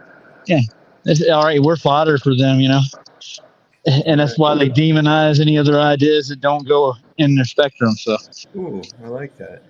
Yeah, works for me. I'll use it. No, it's something that ZXL Master just sent me. I'm going to download it. Nice. Oh, there it goes. Cool. You can use that for a thumbnail. Yeah, that's a good thumbnail. Thanks, CXL. Anyway, let me go back over to this. All right. Check this out. Now, does these craters underneath these geysers not look familiar to you? Just take a really, really close look. Now, I'm showing you the ones that are erupting. Now, let's take a look at the ones that are not erupting.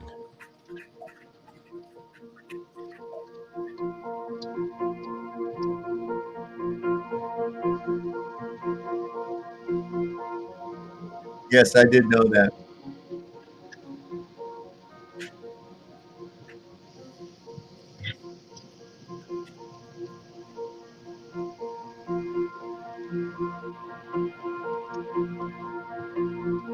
Okay, now let's compare the so-called meteorite craters with the geyser craters. Now, check this out. Right in the middle, you see where the geyser actually comes up. You can see it in the meteor crater and the geyser. That's where the water comes up at. Same thing here. Everything around it is just where the water pressure coming up explodes everything outward. And here, if you look to the right of the crater and the right of the geyser, they're shaped identical. That's water pressure, not a meteorite. It's simply the original geysers that God opened up and flooded the earth with. People, common sense. All you got to do is look at it. Now, you notice here in this meteor crater how the earth has upturned edge around the circle of the crater. Now, here's how that happens. Here is a photo of a geyser actually fixing to erupt. Notice how it upturns the edge of the hole around it. Now, once again, if we look in Genesis 7:11, towards the end of the scripture, it says, all of the fountains of the great deep broken up. The scripture tells us exactly what these are and exactly what God did to flood the earth. Broken up. And it also says that the windows of heaven were open. So we also know that there's a firmament and it has windows in it. And he also flooded it from above as he did below. Now, this is where your inner wisdom should kick in. Science tells you that these are so-called meteor craters, okay? But there's no meteors in none of them. You got up and crawled away. Yeah.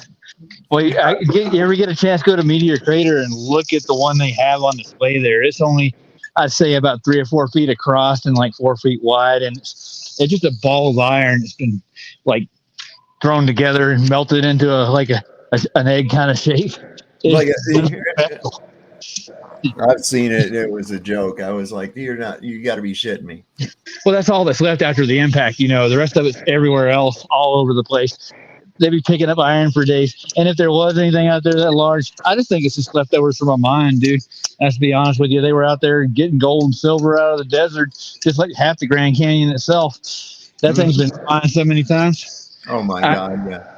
Yeah, I used to go up the canyon on the weekends and go hiking, and I'd go out and explore the caverns and stuff. You can see the machining tools. You can see where the bucket excavators are out there digging for days. It's like, yeah, they were out there mining, dude.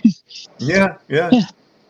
So that would be a good story and a good way to make money and keep the kids happy. And we make up a story about a meteor hitting the ground and back in God knows when. And here you go, kids. When they charge you to go see the damn thing. So, yeah, it's all about the money there. And the state gets a kickback from it. And they stay in business, and it keeps everybody happy and sedate and stupid. And, I mean, yeah, why not? That lady looked at me. That lady at the visitor center looked at me like I was retarded when I said, this is amazing that you guys withstood that impact. I mean, you're so close to where it hit. Oh, it was like billions and billions of years ago, which they can't even prove that much. Right. You don't know that it was a meteor, actually. You're just speculating this, right? Yeah, and if there were people here and it did happen billions and billions of years ago, they had to pick up all that shit and ran with it. Yeah, right. Make swords out of it or something. All over the world. There's no meteors found nowhere near or around or in the crater itself. But yet these craters are identical to geyser craters. That's because these so-called meteor craters are the giant craters that opened up from the deep, the great deep, and flooded the earth. And the flood of Noah happened, and I just showed you how it happened. And the funny thing about it is they even showed you in the 2014 movie. Yeah. The Noah movie. Dun, dun, dun. Well, I was just talking about, yeah.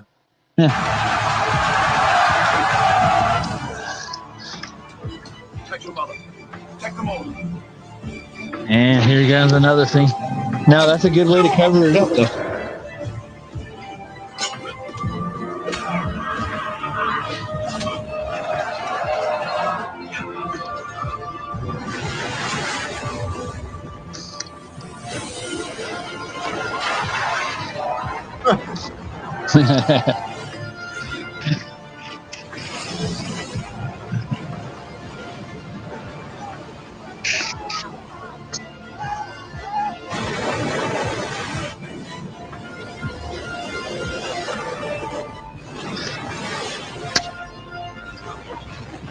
Hey, Soft. That's pretty righteous right there, bro. Yeah, I'm not watching it right now, but I've seen it. I think this has probably happened more than once. You think about the Gilgamesh story, right? It doesn't exactly fit like the same timeline that Noah hit. So I'm thinking that it wasn't like completely at one time, or like it's happened more than once. I think it's just I think we screw up a lot of stuff, but it's going to correct itself one way or another. And it's possible. When you find out that what you've been told is horseshit, your history is horseshit, where you are is horseshit, and science, who you are is horseshit. I mean, it's like it's produced amnesia, and so you can entertain. We know it's not what you're telling me. Let's get into what it could be. You see. It's called exploring discovery. That's what humans do, dude. That's their nature. I'd love to go explore, dude. I'd love to go out to unknown places and look at it, enjoy it for what it is. And that's what they're trying. They want to keep us busy working. That's what I'm doing right now. I'm pushing the broom, dude. So Jeff Gashead, gold never rusts and is very strong at thin levels and makes a good conductor of electricity. Also, look at what it does on its monatomic level. There's even more to it. It actually repairs the telomeres in your DNA. So, well, I mean, alchemy was basically the same idea. They wanted to study and figure out what made this realm. So the whole point is that they want to keep us from the true sciences, I think, as it goes. And that's why they teach the kids stupid shit and give them a styrofoam ball and go, here, this could be Saturn if you put rings around it, and it's going around this other orange ball we got over here. It's called the sun. And you want to figure out what it is, how it makes light, how it convects heat. They don't want you to look into any of that. Just take our word for it. And when you start looking into what they're talking about, it doesn't make any freaking sense. Yeah. And like stuff like the what electricity does to water and the elements that are in it, it actually cures a lot of the things that they're giving you. And they're on the other side of that spectrum, giving you Rockefeller horse pills with no telling what poisons in it. That's it, right? What's going on, Jesse? Good to see you, my man. Let's see where he's going with this here. So, as you can see, Scripture specifically tells us in Genesis 7:11, all the fountains of the great deep broken up. And we are told again in the book of Enoch, when Enoch, the grandfather of Noah, tells Noah that the waters beneath the earth will erupt in the great deluge. But as right now, the angels are just keeping the water calm, holding the water back until God instructs them to release it to flood the earth. And after that, he showed me the angels of punishment, who are prepared to come and let loose all the powers of the waters which are beneath in the earth, in order to bring judgment and destruction on all who abide and dwell on the earth. And the Lord of Spirits gave commandment to the angels who were going forth, that they should not cause the waters to rise, but should hold them in check. For those angels were over the powers of the waters. And I went away from the presence of Enoch.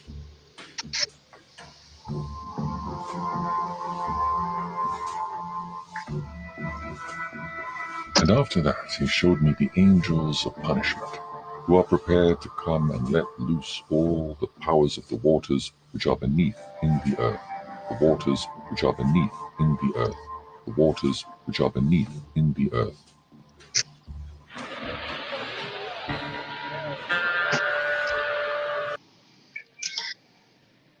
Are you still there, Seth? Everybody goes to go see Old Faithful. Oh yeah. And this I've thing been comes. What? I've been there. See Old Faithful.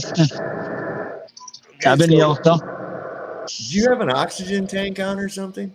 No, there's just like a background music right now. I'm getting away from it. Can you hear me? Yeah. Okay. So, people go to see this Old Faithful, and it blows on regular schedules, right? Absolutely. And I've been thinking this for a long time.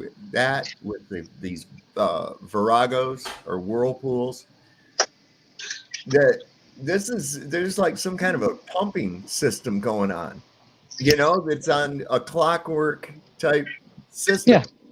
Oh, like if you look at DeBay's philosophy, he thinks the Earth literally breathes like that. So yeah.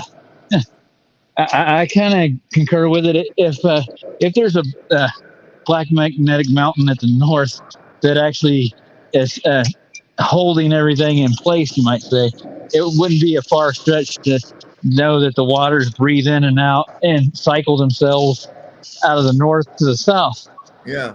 A lot of it has to do with what you were guys talking about, like temperature, viscosity. It's gonna. And Eddie Banjo did the Inventio Fortunatae, which was a lost book at the time of Mercator. There are some parts of it that have survived. These people talking about this whirlpool at the north. Yeah. And I'm what I was getting at though, I was wondering, I wonder if how the pattern of like these geysers, Old Faithful and shit, how that works out with the tides. Well, yeah, that's a good question. Eddie Banjo actually had a guy in Brazil walk people through he's got a video on his channel right now if you want to look it up. It's about tides. It's from Brazil. This guy went to Spain, I think.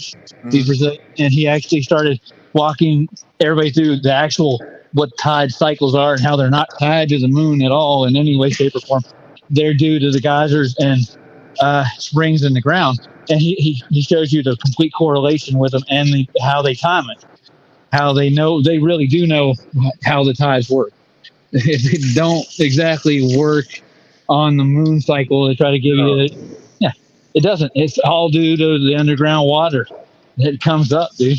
It pumps it through. It runs on that cycle. That's what I kind of like how the reclaim of a swimming pool works. Yeah. Any good plumber would actually agree with you. I'm sure of it on a regular, dude. Anybody that understands how water works, how water pressure works, would actually.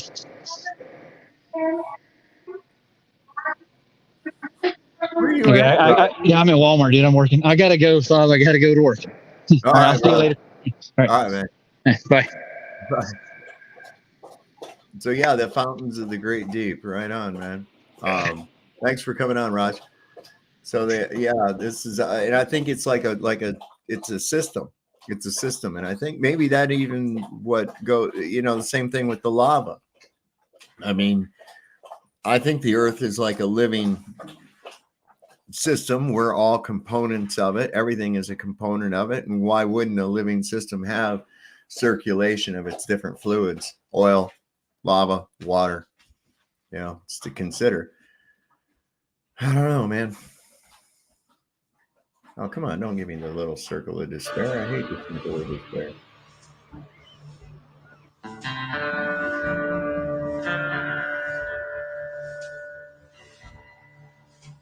Yeah, see, it's stupid. Many cultures throughout history have recorded that located at the North Pole exists a large lodestone mountain surrounded by a massive whirlpool vortex, which was claimed to cause the Earth's tides. This maelstrom allegedly reverses direction every 6 hours, alternately pulling in and pushing out the ocean waters like the breath of Gaia at the naval center point of Earth, breathing. That's a good way to put it. Like yeah, like a respiration of Gaia. Holy crap, I swear to God, these dogs, that's all they do is drink water while I'm on the air. I swear to God. They won't drink that water all day long. As soon as I come in here and it's bloop, bloop, bloop, bloop. Good gravy. In and out twice per day. If true, this explains the consistent regularity of high and low tides better than any other proposed theory. Ancient Norse legends state that a gigantic violent whirlpool known as Virgelmir, or the World's Well, surrounds the polar mountain and via 4 6-hour daily cycles of pushing and pulling through subterranean channels causes the rising and falling tides of Earth. They have to change the speed. Otherwise, you get a copyright strike. And from what I understand, Eric Dubay, although he's got such really good material, he's a smart dude. He's really kind of a pissant about the shit, you know? Historical records of this deep abyss can be found as early as the 8th century AD, when Paulus Diaconus, or Paul the Deacon, wrote in his Historia Langobardorum that, quote, "Not far from the shore, where the ocean extends without bounds, is that very deep abyss of waters which we commonly call the ocean's navel. It is said twice a day to suck the waves into itself, and to spew them out again, as is proved to happen along all these coasts, where the waves rush in and go back again with fearful rapidity. By the whirlpool of which we have spoken, it is asserted that ships are often drawn in with such rapidity that they seem to resemble the flight of arrows through the air, and sometimes they are lost in the gulf with a very frightful destruction. Often, just as they are about to go under, they are brought back again by a sudden shock of the waves, and they are sent out again thence with the same rapidity with which they were drawn in. In 1035 AD, Frisian explorer Adam of Bremen recounted his deadly encounter with this abysmal chasm in his book Gesta Hemerbergensis Ecclesiastiae Pontificum, stating, quote, "Of a sudden they fell into that numbing ocean's dark mist, which could hardly be penetrated with the eyes. And behold, the current of the fluctuating ocean whirled back to its mysterious fountainhead, and with most furious impetuosity drew the unhappy sailors, who in their despair now thought only of death, on to chaos. This, they say, is the abysmal chasm, that deep in which report has it that all the backflow of the sea, which appears to decrease, is absorbed and in turn revomited, as the mounting fluctuation is usually described. Geraldus Cambrensis, or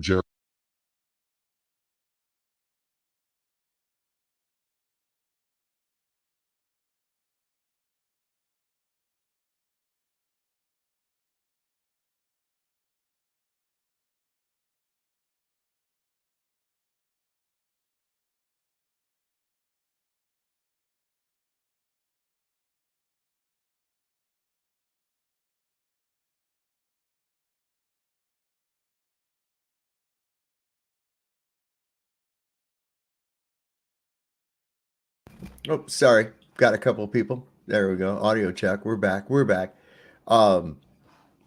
Listen, with these tides, we know it's not the fucking moon. Okay? We know it's not the moon. Thank you, everybody. I do that. I was trying to keep that slurping noise from, it gets really loud And all 5 had to go and get their fill right there. It was funny. Amateur minute. Yeah, really, right? That's what we pride ourselves on that. There's David, aka Logan Freeman. What's going on, my man? But we know it's not the moon, and it's like, I think there's more than one of these around the world, you know. And it's on a cycle. It's obviously like on some kind of a cycle, and that's dumb gravity from the moon pulling on water. And yeah, okay. Earl of Wales, Archdeacon of Brecon, and royal clerk to King Henry II, wrote in his 1188 work Topographia Hibernica that, quote, "Not far from the islands towards the north, there is an astonishing whirlpool in the sea, towards which there is a set current of the waves from all quarters, until, pouring themselves into nature's secret recesses, they are swallowed up, as it were, in the abyss. Should a vessel chance to pass in that direction, it is caught and drawn along by the force of the waves, and sucked by the vortex without chance of escape. There are 4 of these whirlpools in the ocean, described by philosophers as existing in the 4 different quarters of the world, whence it has been conjectured that the currents of the sea, as well as the winds, are regulated by fixed principles." The whirlpool was also mentioned in another late 12th century work, Historia Norwegiae, where the author, an anonymous Norwegian monk, gives a particularly detailed description, stating, quote, "The greatest of all whirlpools is to be found there, which engulfs the strongest ships, sucking them in at ebb tide, and spewing out their fragments with a belch at flood tide. There is a very deep abyss in the earth itself, and alongside it are open-mouthed caverns containing winds which are said to be brought forth by the breathing of the water, and these are the breath of gales. Indeed, by their breathing, these winds draw to them the waters of the sea through hidden passages in the earth. They shut them up in the vaults of the abyss, and then, by the same force, drive them out again, causing sea surges, spates, and the whirling of waterspouts. Earthquakes also occur, and various discharges of vapor and conflagration, for when the wind's breath, held in the cheeks of earth, presses to burst out, it shakes the foundation of the world with a dreadful roaring, and forces it to tremble. In 1508, cartographer Johannes Ruisch published a world map featuring the polar mountain and whirlpool with an inscription reading, "Under the Arctic Pole, there is a high magnetic rock, 33 German miles in circumference. A surging sea surrounds this rock, as if the water were discharged downward from a vase through an opening to 4 mouths below." Later, in 1595, the most well-known mapmaker in history, Gerardus Mercator, published his Septentrionalium Terrarum Descriptio, featuring the polar mountain and encircling whirlpool in detail, along with the following inscription, quote, "A monstrous gulf in the sea, towards which from all sides the billows of the sea coming from remote parts converge and run together, as though brought there by conduit. Pouring into these mysterious abysses of nature, they are as though devoured thereby, and, should it happen that a vessel pass there, it is seized and drawn away with such powerful violence of the waves that this hungry force immediately swallows it up, never to appear again." A surviving letter from Mercator, addressed to John Dee, advisor to Queen Elizabeth I, provides more detail, stating, quote, "In the midst of the 4 countries is a whirlpool, into which there empty these 4 indrawing seas, which divide the north. And the water rushes round and descends into the earth, just as if one were pouring it through a filter funnel. It is 4 degrees wide on every side of the pole, that is to say, 8 degrees altogether." As late as the mid-17th century, the polar mountain and encircling whirlpool continued appearing in cartography and cosmography. They were included in Linschoten's 1595 map, the Ortelius of 1599, Quad's Fasciculus Geographicus of 1608, Hondius's 1619 map, Purchas's map of 1625, and in Heylyn's 1659 cosmography. He wrote about them, stating that, quote, "Under the Arctic Pole is said to be a black rock of wondrous height, about 33 leagues in compass, the land adjoining being torn by the sea into 4 great islands, for the ocean violently breaking through it and disgorging itself by 19 channels, maketh 4 Euripi, or fierce whirlpools, by which the waters are finally carried towards the north, and these swallowed into the bowels of the earth. That Euripus, or whirlpool, which is made by the Scythic Ocean, hath 5 inlets, and by reason of his straight passage and violent course is never frozen. The other on the back of Greenland, being 37 leagues long, hath 3 inlets, and remaineth frozen 3 months yearly. A certain scholar of Oxford reporteth that these 4 Euripi are carried with such furious violence towards some gulf, in which they are finally swallowed up, that no ship is able, with never so strong a gale, to stem the current, and yet there is never so strong a wind as to blow a windmill. So in summation, the prevailing modern explanation of Earth's tides being caused by the moon's gravity is provably incorrect for several reasons, including its insufficient attractive power, the tide's non-uniformity, and the lack of tides on all inland bodies of water. Their true cause could be, as Samuel Rowbotham proposed, the natural gentle fluctuation of Earth on the waters of the great deep. However, this simple explanation alone fails to provide an answer for the perfect regularity of tides rising and falling every 6 hours.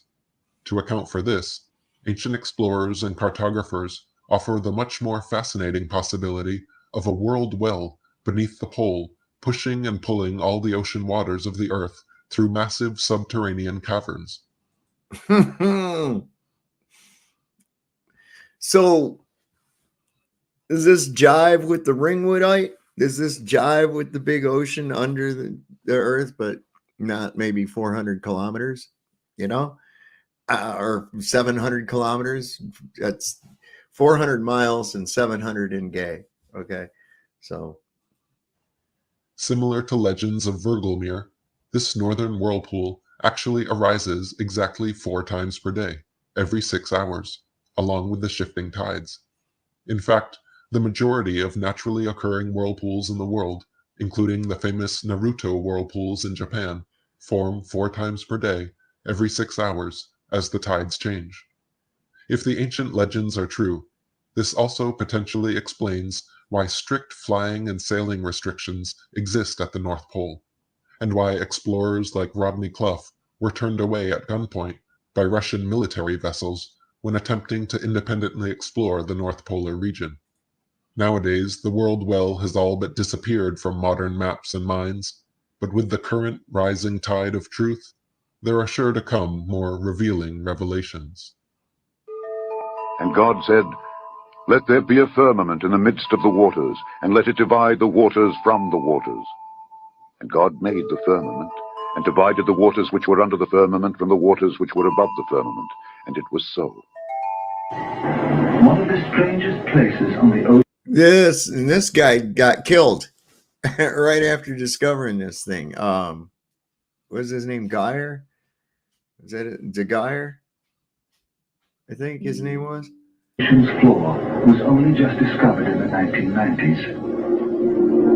I might agree it's one of a handful of people to ever see it in person. Without a doubt, one of the most amazing things that I've ever seen in the bottom of the ocean. It was while filming for Blue Planet. It was in the Gulf of Mexico. I noticed there's something out in the distance. Couldn't tell exactly what, but it looked like a dark band. And as we approached it, the dark band became a donut. I saw this donut that was black in the center. What the heck is that? And so as we get closer and closer to it, I noticed that the black band had what appeared to be kind of steam over it. There's another clip from this series too that you can find that shows that eel, when it goes at a straight down into this liquid, but then he pops back straight out. And he did this about 3 times, and something about the toxicity of the water, that dense water, that thing started twisting around and literally tied itself into a knot, but then later came to its senses and swam off. But there's at least a degree of toxicity to this whatever, whether it be due to extreme salinity, I don't know. And then I looked, and there was water lapping against the shoreline. This band was a ring of mussels. And inside the ring of mussels was a lake. And it's like, wait a minute, I'm already underwater. We went out over the water in this lake and tried to descend in it and bounced off. It was so super saline and dense that the submarine couldn't go down in it. We literally bounced off. And as we bounced off, we sent ripples heading back to the shoreline. It was insane. I've never seen anything like it. And God said, "Let there be a firmament in the midst of the waters, and let it..."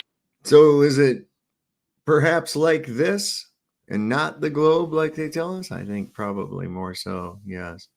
"Divide the waters from the waters." And God made the firmament, and divided the waters which were under the firmament from the waters which were above the firmament. And it was so. We went out over the water in this lake and tried to descend in it and bounced off. It was so super saline and dense that the submarine couldn't go down in it. We literally bounced off. And as we bounced off, we sent ripples heading back to the shoreline. It was insane. I've never seen anything like it.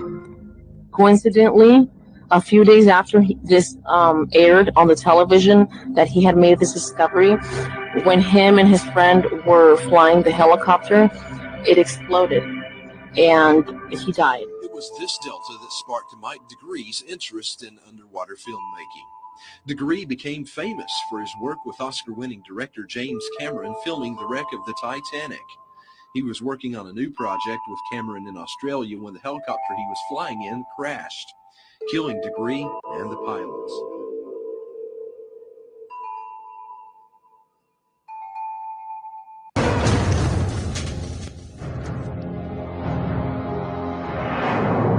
Yeah, they took his ass out, man. They took his ass completely out. This is really uber important to them. This whole lie is uber important. And you have to ask yourself why. You really do. You have to start at, and of course, the motives behind it. There could be a million. But I think most importantly, it's control and control over your mind, 100%.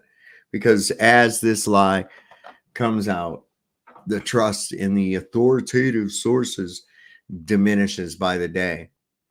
It really does. People are calling bullshit on everything. So I don't know. Let me know what you think about that. I had a couple of really cool things I wanted to show you real quick. This is before we get off of here. I've got a neat little thing here about dark matter that I thought you might be interested in. Let me bring this up real quick. And here we go. What's the matter with dark matter? Fritz Zwicky was a Swiss astronomer who could probably get you 81 points on a triple word score in Scrabble.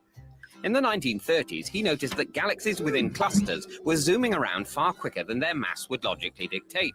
So he figured that there must be some extra mass in there, some sort of dark, invisible matter slurping around the universe. He imaginatively called this dark matter.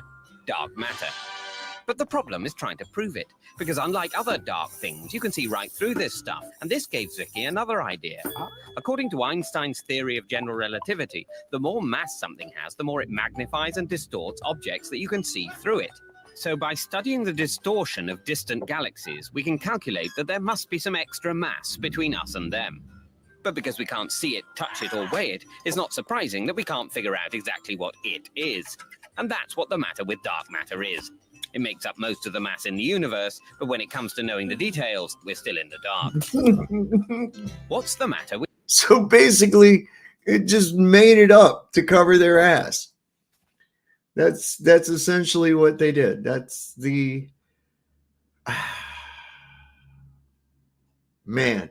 See, and this is more of this, what I was talking about.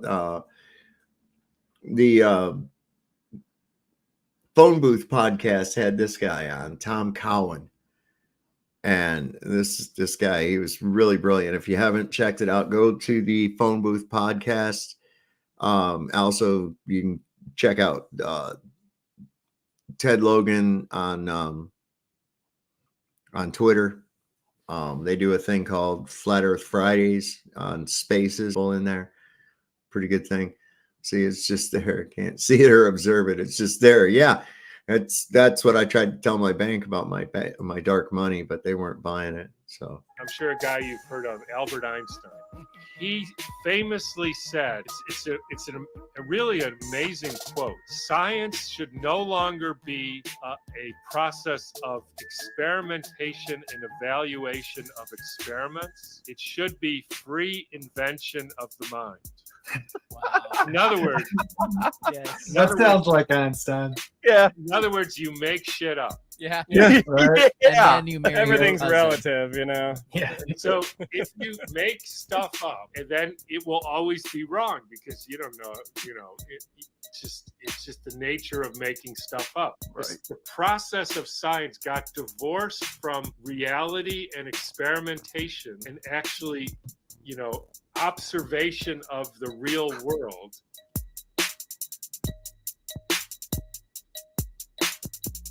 yeah, Phone Booth podcast, really good. They're on I'm YouTube, sure a guy you've heard of, Albert Twitter, Einstein. a couple other places as well.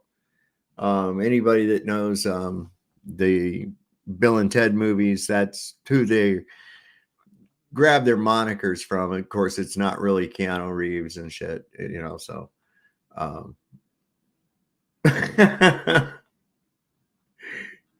you know, it's did you guys see that guy that filmed that face by the moon? Did you guys see that? Ryan had sent me a thing about this a while back. This is kind of wild, man. This man filmed a face by the moon and got it all on camera. It is February 28th, 29th, 28th, 29th. I have got me a better quality camera to catch this thing in the sky. And holy moly, I am scared. I'm scared, but I'm not going to trip because I've been catching this thing for a while now. It's very ominous. There he is. There he is. There he is. There he is. Whoa. That's pretty crazy looking. It's a huge face looking right down on us. Let's see if I can zoom in a little bit brighter. There he is. There's the moon. Oh, I lost it. There it is. Let's see if I can get a better picture on the moon like it's supposed to. Is my hand in front That of was the God, man. It's soft. There you go.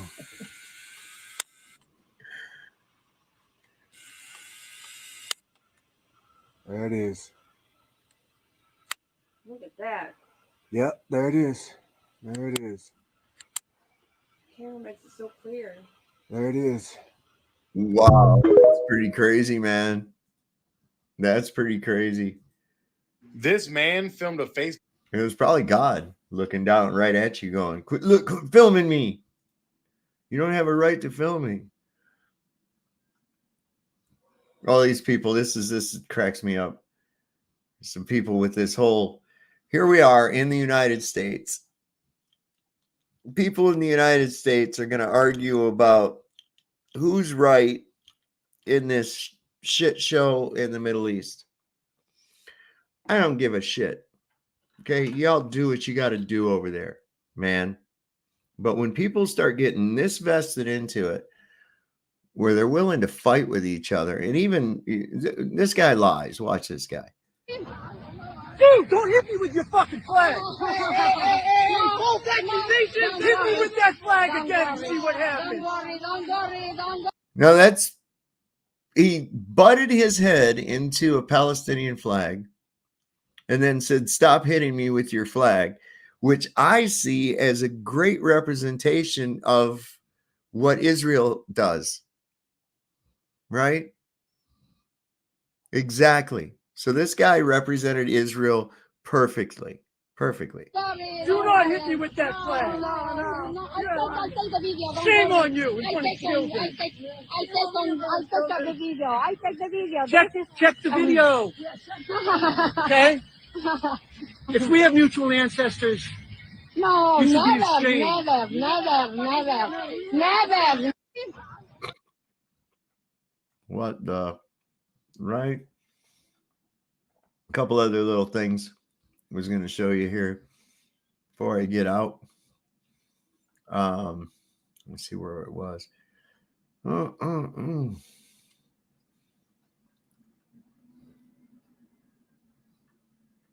If you didn't get a chance to see last night on Burn the Corporate Fiction, that was a great one.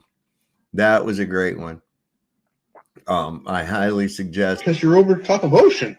I highly suggest you go back and check it out. Really a good one. I think Barbara put the link in the chat. She'll probably put it in again. But we had a hell of a stream last night. Got pretty touchy as to where we went with everything. But hey, sometimes you got to do what you got to do. This is one of my favorites. This was, of course, you know, Dave Weiss goes on a lot of different shows and, you know, talks about his app and everything else like that. And this is one of my favorite ones. He fooled these guys. And what they did was they were coming up with excuses before they hadn't even examined it hardly. Right? And they're already coming up with excuses. So watch this. This is funny. See any land when we're looking down at the ocean from the space station? Why? Because you're over top of ocean. Okay, well, don't you think they could be fooling us with this picture?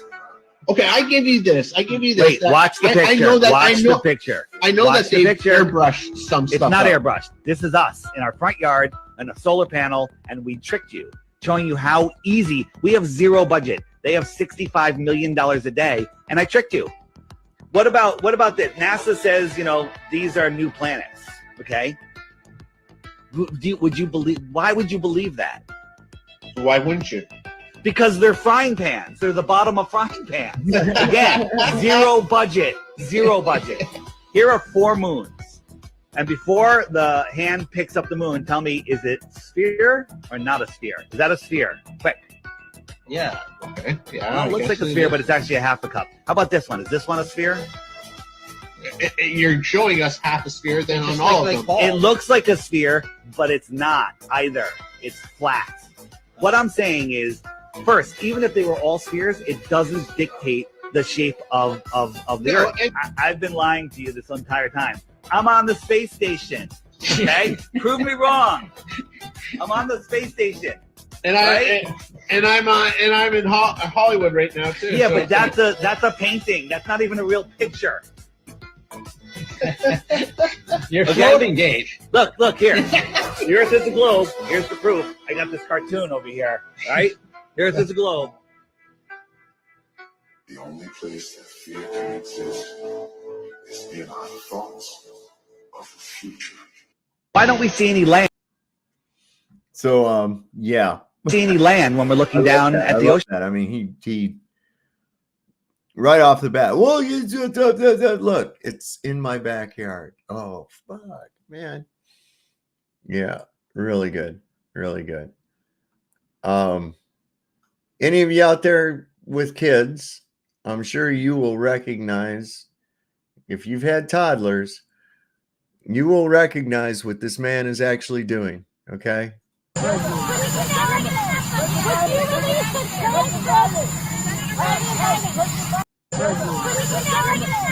There's the bend. There's the knee bend. He's taking a dump.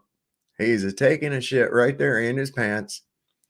Anybody who's ever had a toddler knows that stance. Look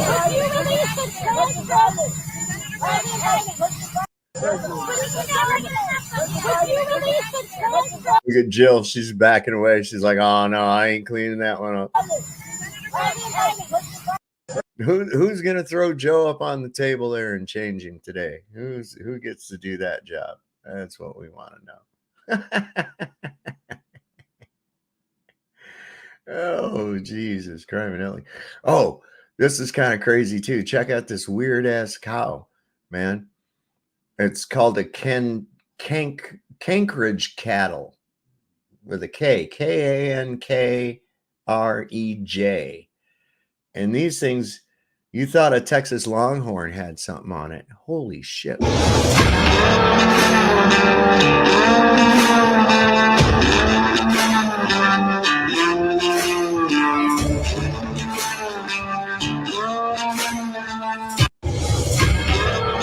Whoa. That thing looked like he could hardly hold those horns up, man. Where do those things come from? Let's see if we can find out. Let's see if we can find us a little bit of a reference to this thing. Let me see. We'll paste this here. And I guess you got to hit enter. Oh, yeah. Okay. So they come from where? It's an Indian breed of Zebulon cattle. It originates from the arid region of the Rann of Kutch in the state of Gujarat in the neighboring Rajasthan under the where I don't know where any of these places are. India somewhere. Anyway, I guess that's are they tasty? I just wonder, are they better than regular? I mean, what is the best grade of dead cow flesh is what I'm curious to know. Just a second. I think that might be all I had to. Oh yeah, these cameras and these zooms are really messing up their world. Somebody picked up a satellite. And watch this little camera on this thing moving around. See it?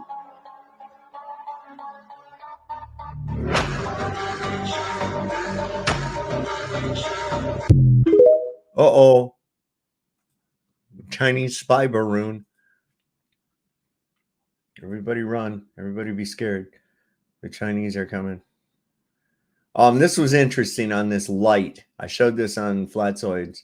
He was talking about light, and it's so weird. He'll be talking about something, and I'll look over, and boom, there's something has come up about it. Pretty interesting. Anyway, this is on light. This is kind of cool. They've created a camera so fast it slows to a crawl. 1 trillion frames a second. I want you to think about that, man. I don't even know how they get that to go. They probably have to use really small film to get it to do that too. So, otherwise, shit would have to be. Is it actually film or is it digital? I don't know. The fastest moving thing in the universe, light. The camera has a resolution of 1/trillionth of a frame per second. And so we can actually observe light as it goes through this scene. 1 trillion frames per second? Mm-hmm. At that speed, a flash of light on a still life is transformed into a journey. We'll see light coming in by its reflection off the floor. Oh, wow. As the light wave propagates, it'll hit the surface of the fruit, and we'll see that light up. And then only after delay will you see the light hit the wall behind it, and only after another delay will you actually see the shadow behind it. Wait, so the shadow doesn't appear instantaneously? That's right, because the wall is farther away. It takes light longer time to reach it. Easy. Soda bottle filled with water, but then a flash. So you see the pulse of light enter in from the left. This pulse is actually a packet of photons, particles of light. And we can see its energy front sweeping across the bottle from left to right. And eventually the pulse will hit the cap and emit a bright flash. Just think how fast it was traveling. About 600 million miles per hour. And how long did that event take in real life? It took 1/1000th of a second for light to go from one end to the other. Put another way, if you were to film that iconic apple with this camera and made a movie of the bullet entering the picture, going through the apple and out the other side, it would take about a year to watch this entire movie. This would take a year to watch? That's right, yeah. Wow, 1 trillion frames a second. Isn't that interesting? The shadow didn't show up until the light was able to actually reach that wall. That's pretty crazy. That's pretty crazy. I would like to see. They've created a camera so... Definitely. What does that mean for the speed of light, right? This was kind of cool. This is a feel-good thing. There was Texas. My friend Dave is down there dodging tornadoes all over the place, rainstorms, flooding. Texas is really getting hit with a lot of shit right now. In the last couple of days, they have as well. And there was a storm chaser, Freddie McKinney, and he saved a severely injured family from a tornado. This was in Hodges, Texas. This is really kind of harrowing, but thank God they got these people and the dog. Gosh, oh my gosh. There's people. There's people.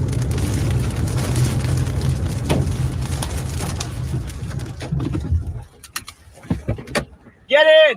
Get in the car! Get in the car! Please, God, help! Open the door. Get in. Come on, guys. Get in the other side. Other side. Other side. Come on. Come on. Please get us. I need your phone. I gotta call my mom. Right here. Right here. Get in. Get in. Get in. Wait, get it, baby. Get in. I know. Look at me. Look at me. I gotta look where you're bleeding, okay? Look at me, I like. gotta get to the hospital, buddy. Yeah. Do you know where the nearest hospital Yes. is? Hey, let me get that dog. Where's the Okay, dog? Where's the Scout. dog? Where's the dog? Come on, Bill. Bill. Hey, come here, buddy. Billy, come on, Billy, come on. Come on. Billy. Good girl. Billy. Holy shit. Okay. Go, guy, go. I'm a storm chaser here. I've got. Okay, man. You gotta get. I need a towel. I've got injured people in Look my at car get right in the now. mud. I'll try not Don't to. get him out, you'll get sick. Oh, shh. Holy crap, look at that crap, man. Yeah. Hey, Wes, I love you. Just to make this very Hey, quick, we're okay. I've got injured people in my car right now. Okay, where? There's a tornado here. Where are we at, guys? Hodges. Hodges, Texas. Hodges, Texas. Wes, I need your phone. You know what road you're on right now? County Road 458. County Road 458. Okay, can you? And what kind of injuries do they have? What kind of injuries are we talking? Tender-age children with head injuries. Okay, we got young children here with head injuries. Adult with a broken hand. Broken hand. Broken hands, broken everything. Okay. Yeah. Hey, everybody, listen. Okay, if one of you I guys gotta could figure get out where me. you're bleeding from, Wayne. I gotta get Okay. the blood pressure. Okay. Hold, hold do you have Allie. a phone? Can you? I gotta get. Where's the hospital, guys? Turn right. Turn right. Okay. Wayne, you gotta keep talking to me. No, you're not. Subaru Crosstrek, white. Hey, you gotta put Can you grab the dog? Can you grab the dog here? Man, I was watching that. I was more worried about the dog than I was the people, really. But, Gosh, yeah. oh my! Isn't that terrible? Sorry about that. No, I mean that was amazing that they got those. Yeah, it's been watching the Chaser channel. It's been a wild season so far. Yeah, a guy I know down in Texas, man, he's been sending me messages about this shit. The last couple days is like bing, bing, bing, bing. I get up in the morning and there's like 15 messages on my phone, and I'm like, holy shit. Einstein. This is pretty good. They've got it in English, without that accent. Check this out. Hi, I am Albert Einstein, and I have come to believe that the motion of the Earth cannot be detected by any optical experiment. To the question whether or not the motion of the Earth in space can be made perceptible in terrestrial experiments, we have already remarked that all attempts of this nature led to a negative result. Before the theory of relativity was put forward, it was difficult to become reconciled to this negative result. So what I am really trying to tell you, Glurfs, is I fooled you. I fooled you into believing that the Earth orbits the Sun by explaining away the ether with my special theory of relativity. I never provided proof that there was no ether. I just said it doesn't exist, despite the entire scientific community to this point having acknowledged its existence. So I made up a way to explain why Michelson-Morley's interferometer showed no motion of Earth. I knew very well that my theory was an impossibility, just as a wave in water without water is an impossibility. Light requires a medium in which to travel through. However, I had a duty to carry out my Zionist predecessors. That was pretty good and right on. I am point. Albert Einstein. Right on point. Let's see, how far down am I here? Oh yeah, sound light, the start of jar. Let's see. Our good man wits it. I love this stuff. All attempts they tried to prove the heliocentric model failed. Right? This is why they have to come up with an accurate flat Earth map. And you've heard me say what's going to be said right here and more. Okay. A small research would help them, but cognitive dissonance is stronger, and argue that only wasted time. This is Wits It Gets at the Schooling Globers episode and learn about the geocentric model and its proven facts. And here's that goes by the name clip from it. And this is what I've said too, man.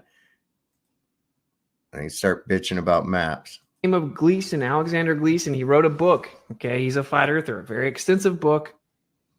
He sends this book to his friend. He wants to tell him about how the Earth's actually a plane. And he says, he explains in the book, when I made my map, I had to create it with this globe coordinate system of longitude and latitude because it was the only way that I could patent it or publish it, because the king gave a decree that you couldn't do it otherwise. That's the answer. There is. That's why we don't have a map. Because believe it or not, we didn't have billions of dollars with the royal societies and with all the world's governments to map out everything with the globular assumption that then forces it into that Cartesian coordinate system. Because all the sphere does was take angles to Polaris to get latitude, go to around the equator, and then loop it back down. And then 90% of people live in the north. When you travel in the south, there's tons of discrepancies, but we just move on. And one example of some of the discrepancies, and there are many, right, is check this out. So there's something called the Argo fleet, and it's these smart buoys, right? And you can track them. It should be going at the current speed, let's say 1 miles per hour. So to circumnavigate at 60 south latitude should be 15,000 miles or 15,000 hours, which is about 2 years. I'm looking at buoys that have been going 7 years and are only 3/4 circumnavigating. They've only done 3/4 circumnavigation. So if you do the math, the boat has gone 61,000 miles. In the south, just like the world record for the speedboat is way faster in the north than in the south because they think they're going a shorter distance, which means they think they're going a slower speed. But in reality, they're going a greater distance. The same boat, just in the south water, has a significantly lower, world record speed. Okay. And then, of course, you can keep going. When they started going into the south, assuming that there was a symmetry of a sphere, they constantly got lost. They were off by hundreds of miles. It didn't work. Right, they had to create all kinds of magnetic declination charts that tried to correct for it. Many different sailors, like veteran sailors, saying, when we're in the south, all of a sudden it doesn't work. Assuming there's a sphere and that it's symmetrical doesn't work. Okay, so why do we not have a map? That's why. That's the answer. Because you can't. You're not even allowed to patent one without the assumed coordinate systems of longitude and latitude of a sphere. Right? That's the answer. And that is the answer. Where's your map? Where's your model? That goes by the name of Gleason. Coming from people who have like a different model for every fucking thing. That's what cracks me up. Let me see. I think that might have been the legit end of what I was going into. Wait a second. I went way down for that. Did you guys see the Mark Hamill went to the White House on the 4th. It was May the 4th be with you. It's a thing with Star Wars geeks and shit. But this guy has turned completely cringe, man. Listen to this jack off. Hey, Florida Democrats. Mark Hamill here. I want to thank you for the invitation to your 2024 Leadership Blue Gala. And I'm really sorry I couldn't make it this year, but I wanted to send along a message. I've got a lot of friends in Florida, and I've heard about all the work you've done to get back on track, from knocking on doors, making calls, registering voters, and supporting candidates up and down the ballot. I think Joe sniffed him. I do. I think Joe sniffed him. That's exactly what it's going to take back Florida. As you know, people moved to Florida because of the way that it is. People left other shithole places to go to Florida because of how it is now. They take Florida back for what? What do you want to do to it? The stakes in 2024 couldn't be higher.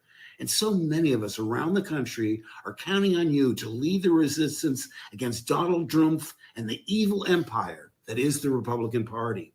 The whole fucking thing, Washington, D.C. is the evil empire. What are you talking about, man?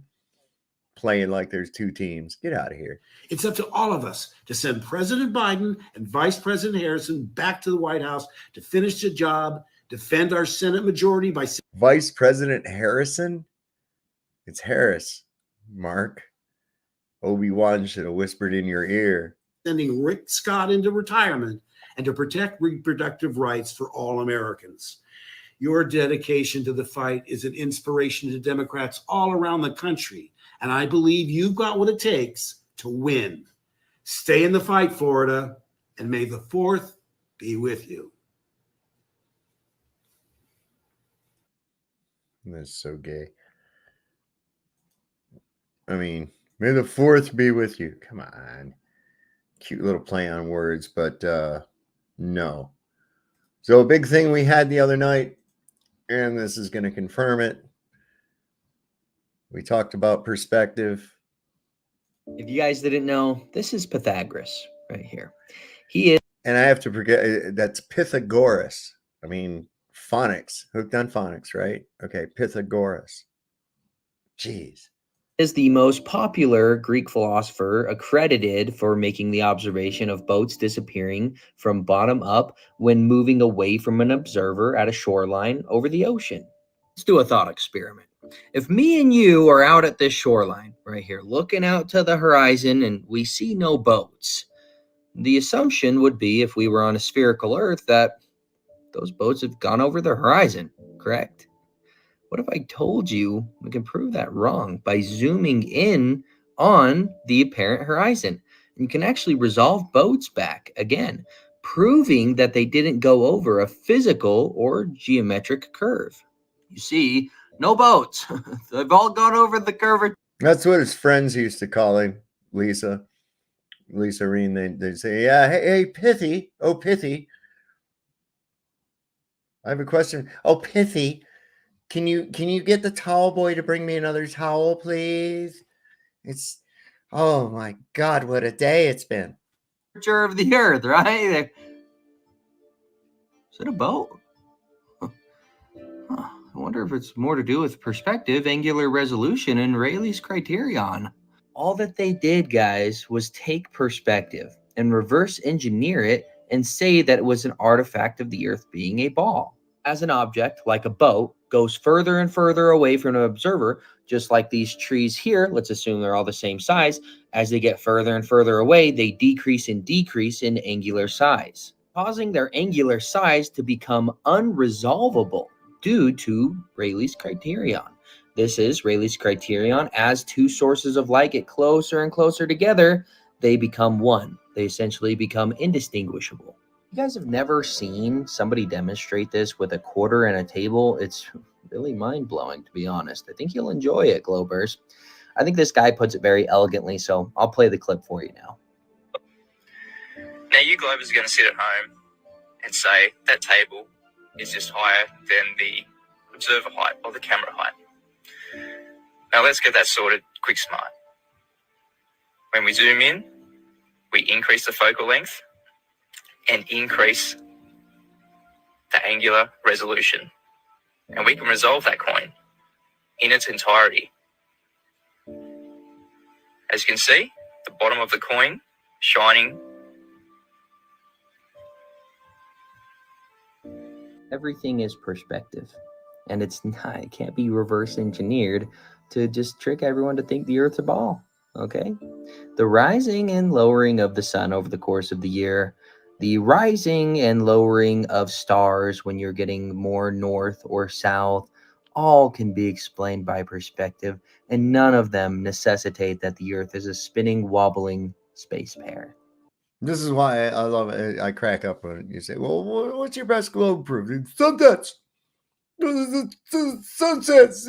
Stars going around. Sunset.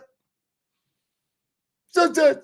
Went over this a little bit in my last video, but perspective quite literally controls all of our observations, because when we make observations, we use our eyes. So the ground ramps up, the sky ramps down. I mean, if you just look up the definition of the horizon, let's just look at it real quick. The apparent intersection of the Earth and sky as seen by an observer. This apparent intersection is created by perspective, and you have to take it into account when making any observations, especially ones which claim the sphericity of the Earth. So if you ever hear anybody saying that boats going over the horizon or things disappearing from bottom up prove that the Earth's a ball, simply laugh at them for me. They're closest to the convergence point of perspective necessitated by angular resolution as well as Rayleigh's criterion. Perspective is everything, friends. The Earth is flat. Yeah. Got to agree with you there, Caleb. Got to agree. I think he got himself into a little bit of trouble on If Twitter. you guys didn't know, this Not too sure.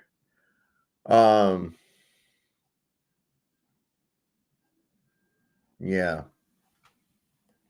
Let me see. I think that was the end of that. Oh, this was funny.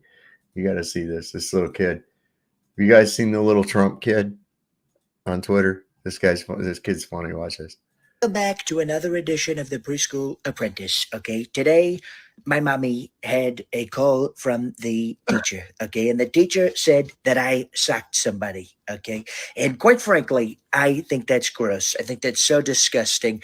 Why would I take my socks off of my feet and throw them at somebody else? Okay, all I did was give Tommy a little bump. Okay, a little fist bump. Okay, and she said that I socked him. Okay, I don't know where she gets socked out of a fist bump. Okay, I didn't take my socks off. My socks are still on. They're tremendous socks, by the way. They got little duckies on them. Okay, but I don't know. They're little ducky socks. I love them. They're ducky walkies. But quite frankly, I don't know why she said I socked somebody. I didn't sock anybody. Nobody got socked. All the socks are on. Okay, there was no socking. Okay, all I did was a little fist bump. Okay, maybe to the face, but we're looking into it. Welcome back to another edition of the Preschool Apprentice. That fucking kid is hilarious, man. I'm like, holy crap. Even if they've got somebody else doing that or whatever, man, the little mannerisms he's got going on are perfect. I love it. Oh, let's see, Cat Williams. Y'all like Cat Williams? This guy, he's funny. He's been coming out with a lot of shit here recently. I wouldn't be surprised they find him or don't find him, or maybe take a trip to Africa like Dave Chappelle. The truth is crazy enough. You ain't got to make up no shit. I don't say something. Oh, hell, the volume on that sucks. Never mind. I thought the volume would be better. Somebody recorded it off their TV. Yeah, let me see here. Like I said, I think that may be the end of it for this evening. Let me just double look here, make sure. I can't show you that. Oh, this was interesting. This guy, Jason Holton, renowned as Britain's heaviest man, he died at the age of 33 due to organ failure. He was estimated to weigh around 700 pounds. After being removed from his home in Holton was transported to a hospital in a special ambulance with 6 firefighters had to carry him. Holton started overeating during his teenage years, attributing his weight gain to bullying at high school and mental health issues. This is pretty bad, man, when you gotta be taken out using a crane. Man, check this out. 700 pounds, man. Yeah, Dave was on Brewer's podcast. That was pretty awesome. There's some bigger and bigger people coming out with this shit. And Brewer was all about that. Being flat. Absolutely. It made complete sense to him. I mean, you're going to see more and more and more coming around. And as these people do, it's going to embolden people who were didn't want to say anything before because they didn't want to catch the smoke, you know? And luckily, there's people like myself and others that don't give a shit about catching smoke. And, you know, finally getting to this level. And like I've said, turning point, talk about gravitas. Yeah, right. Yeah, that dude is that tragic. 700 pounds, man. That's a big dude, man. It really is. I mean, surely, you know, you can't be, you let a bunch of asshats get after you that bad that you'd allow that to upset you like that. I mean, this is bad. This is let me see what happened here. McToon, what did he have? Oh yeah, Robot Polisher put this out. This was pretty good. He said, imagine how utterly lost and hopeless our brothers and sisters that have been deceived by this man must be. Okay, yeah. Says download, bookmark this, and repost, tag Mr. Incredibly Dishonest McToon27 every time he pops his fat coping head out of his snake hole. I see you, McLooney Tune, it says. Anyway, let me Talking about gravity, which is new. Oh man, this is a whole 10-minute fucking video. I'm gonna put the link in the description or in the chat, though. You guys got to go check this out. There's been some good ones here, man. They've been tearing these guys some asses, and Flatzoid and I tore them some ass the other night. I mean, we destroyed them. They didn't have anything. They didn't do anything. They were just, you know, had to overuse the word straw man, try to shift the burden of proof. Never once could without begging the question, give us a demonstration even close to what we were asking for. And they knew better. They knew better because there's no way that any of that could take place. Anybody that Leave the World Behind, that movie, remember that? This shit's actually like, this is crazy. This ship ran aground. Just like in the movie. Oh my gosh, it's about to hit the beach. Oh, those poor people. Look, it's about to hit the beach. It's about to hit the beach, dude. Cargo ship. Oh my god. Oh. Look, dude, it's hitting the beach right. Wow. This shit's happening, man. That's pretty crazy. What was this thing? Oh, this Bible from what is it? A Bible from 1813? I think this was kind of cool. I know I keep saying I'm going to get off here, but I keep running into this shit. Hang on. This Bible from 1813 has something very interesting. It is a facts page that contains a list of people and events in chronological order. It says, whereupon we reckon that from Adam unto Christ are 3,947 years, 6 months and 10 days. And from the birth of Christ to this present year is 1814 years. Then the whole sum and number of years, from the beginning of the world unto this present year is 5,788, 6 months, and the said are 10 days. In the year 1814 the world really was 5,788 years old. This year, 2022, the Earth would be approximately 5,998 years old. Which would make it 6,000 years now. It would make it 6,000 years old this year. Good round number to end things on. Who knows? Who knows? Who knows? Who knows? And yeah, this is not the 0G plane. I'm going to show you this real quick. This is the budget 0G Vomit Comet plane.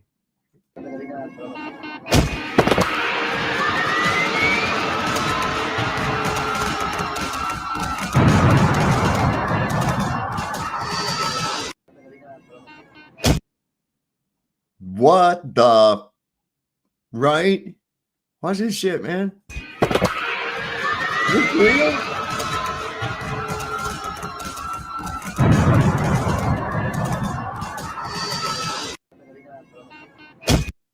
Ooh, nice little display of entropy taking place there.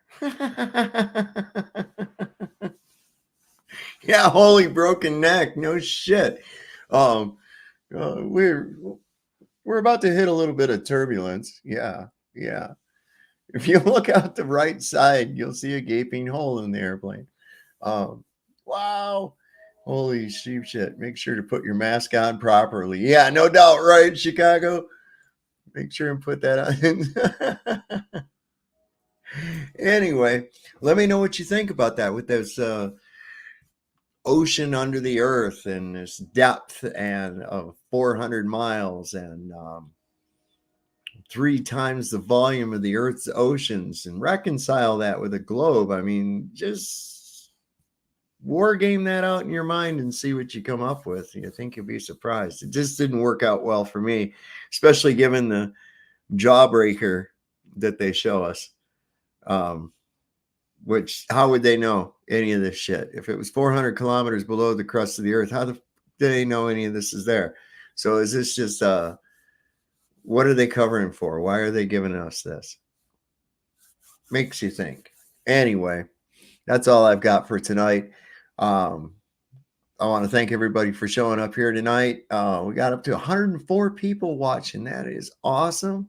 We'll get with you again tomorrow. Of course, Tuesday night's our regular night. We always stream on Tuesday night. So until then, just remember, the Lord loves a working man. Don't trust Whitey. See your doctor and get rid of him. He'll probably kill you. Good night, everybody.